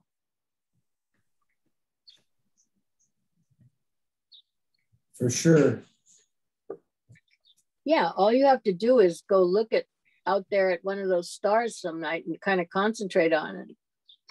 Figure out how well you're going to interact with that, and then you'll get serious. You know, because that's basically what you're ultimately talking about. If you made all of that journey, you know, and we're out there, you're going to one of those places. You know, if you saw the list he's got of choices there. Yeah. Are you going to Sirius, or you're going to the Great Bear, or you're going to the Pleiades, or various places? So that's serious too.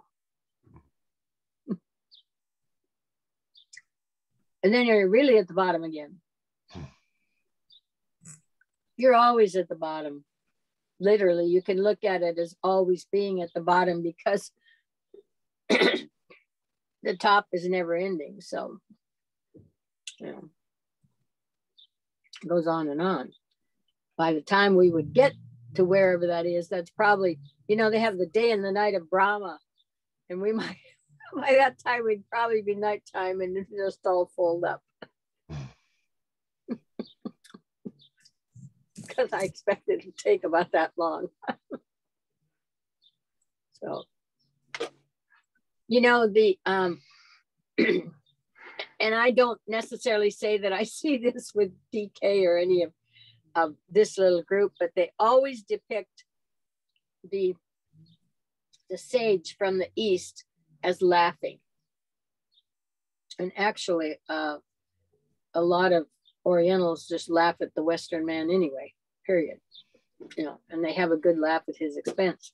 I don't know if you've ever encountered that, but it seems to be kind of part of. Yeah, Confucius and the Buddha. Yeah, Yeah. They're always giggling. So, they're sitting there, and I mean, what else can you do except laugh at it?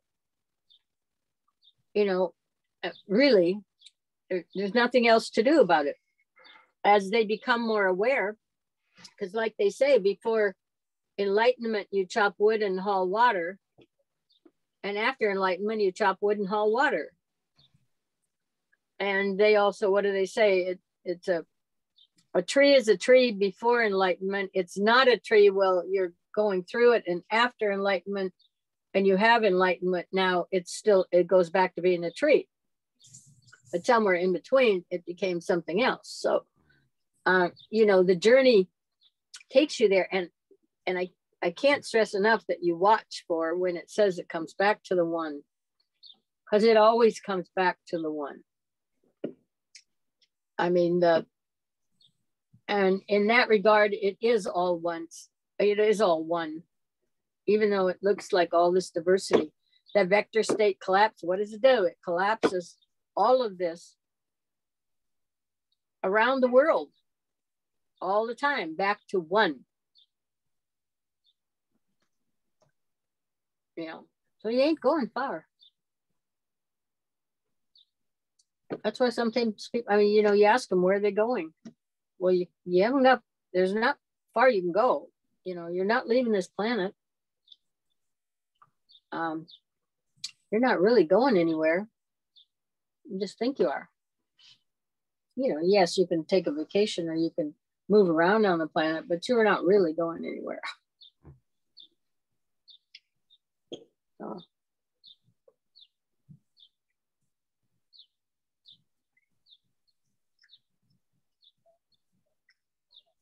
But it's got a lot of parts to it.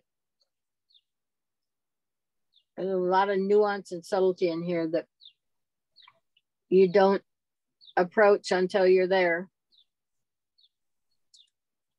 Things you would never think about.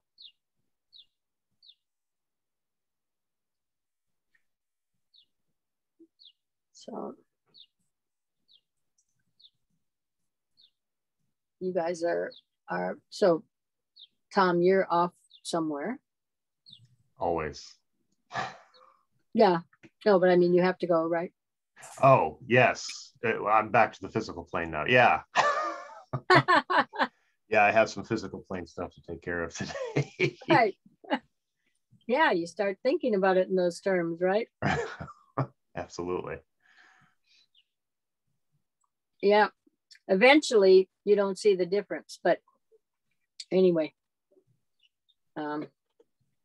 But at this point, yes, it's definitively different. Yeah. So.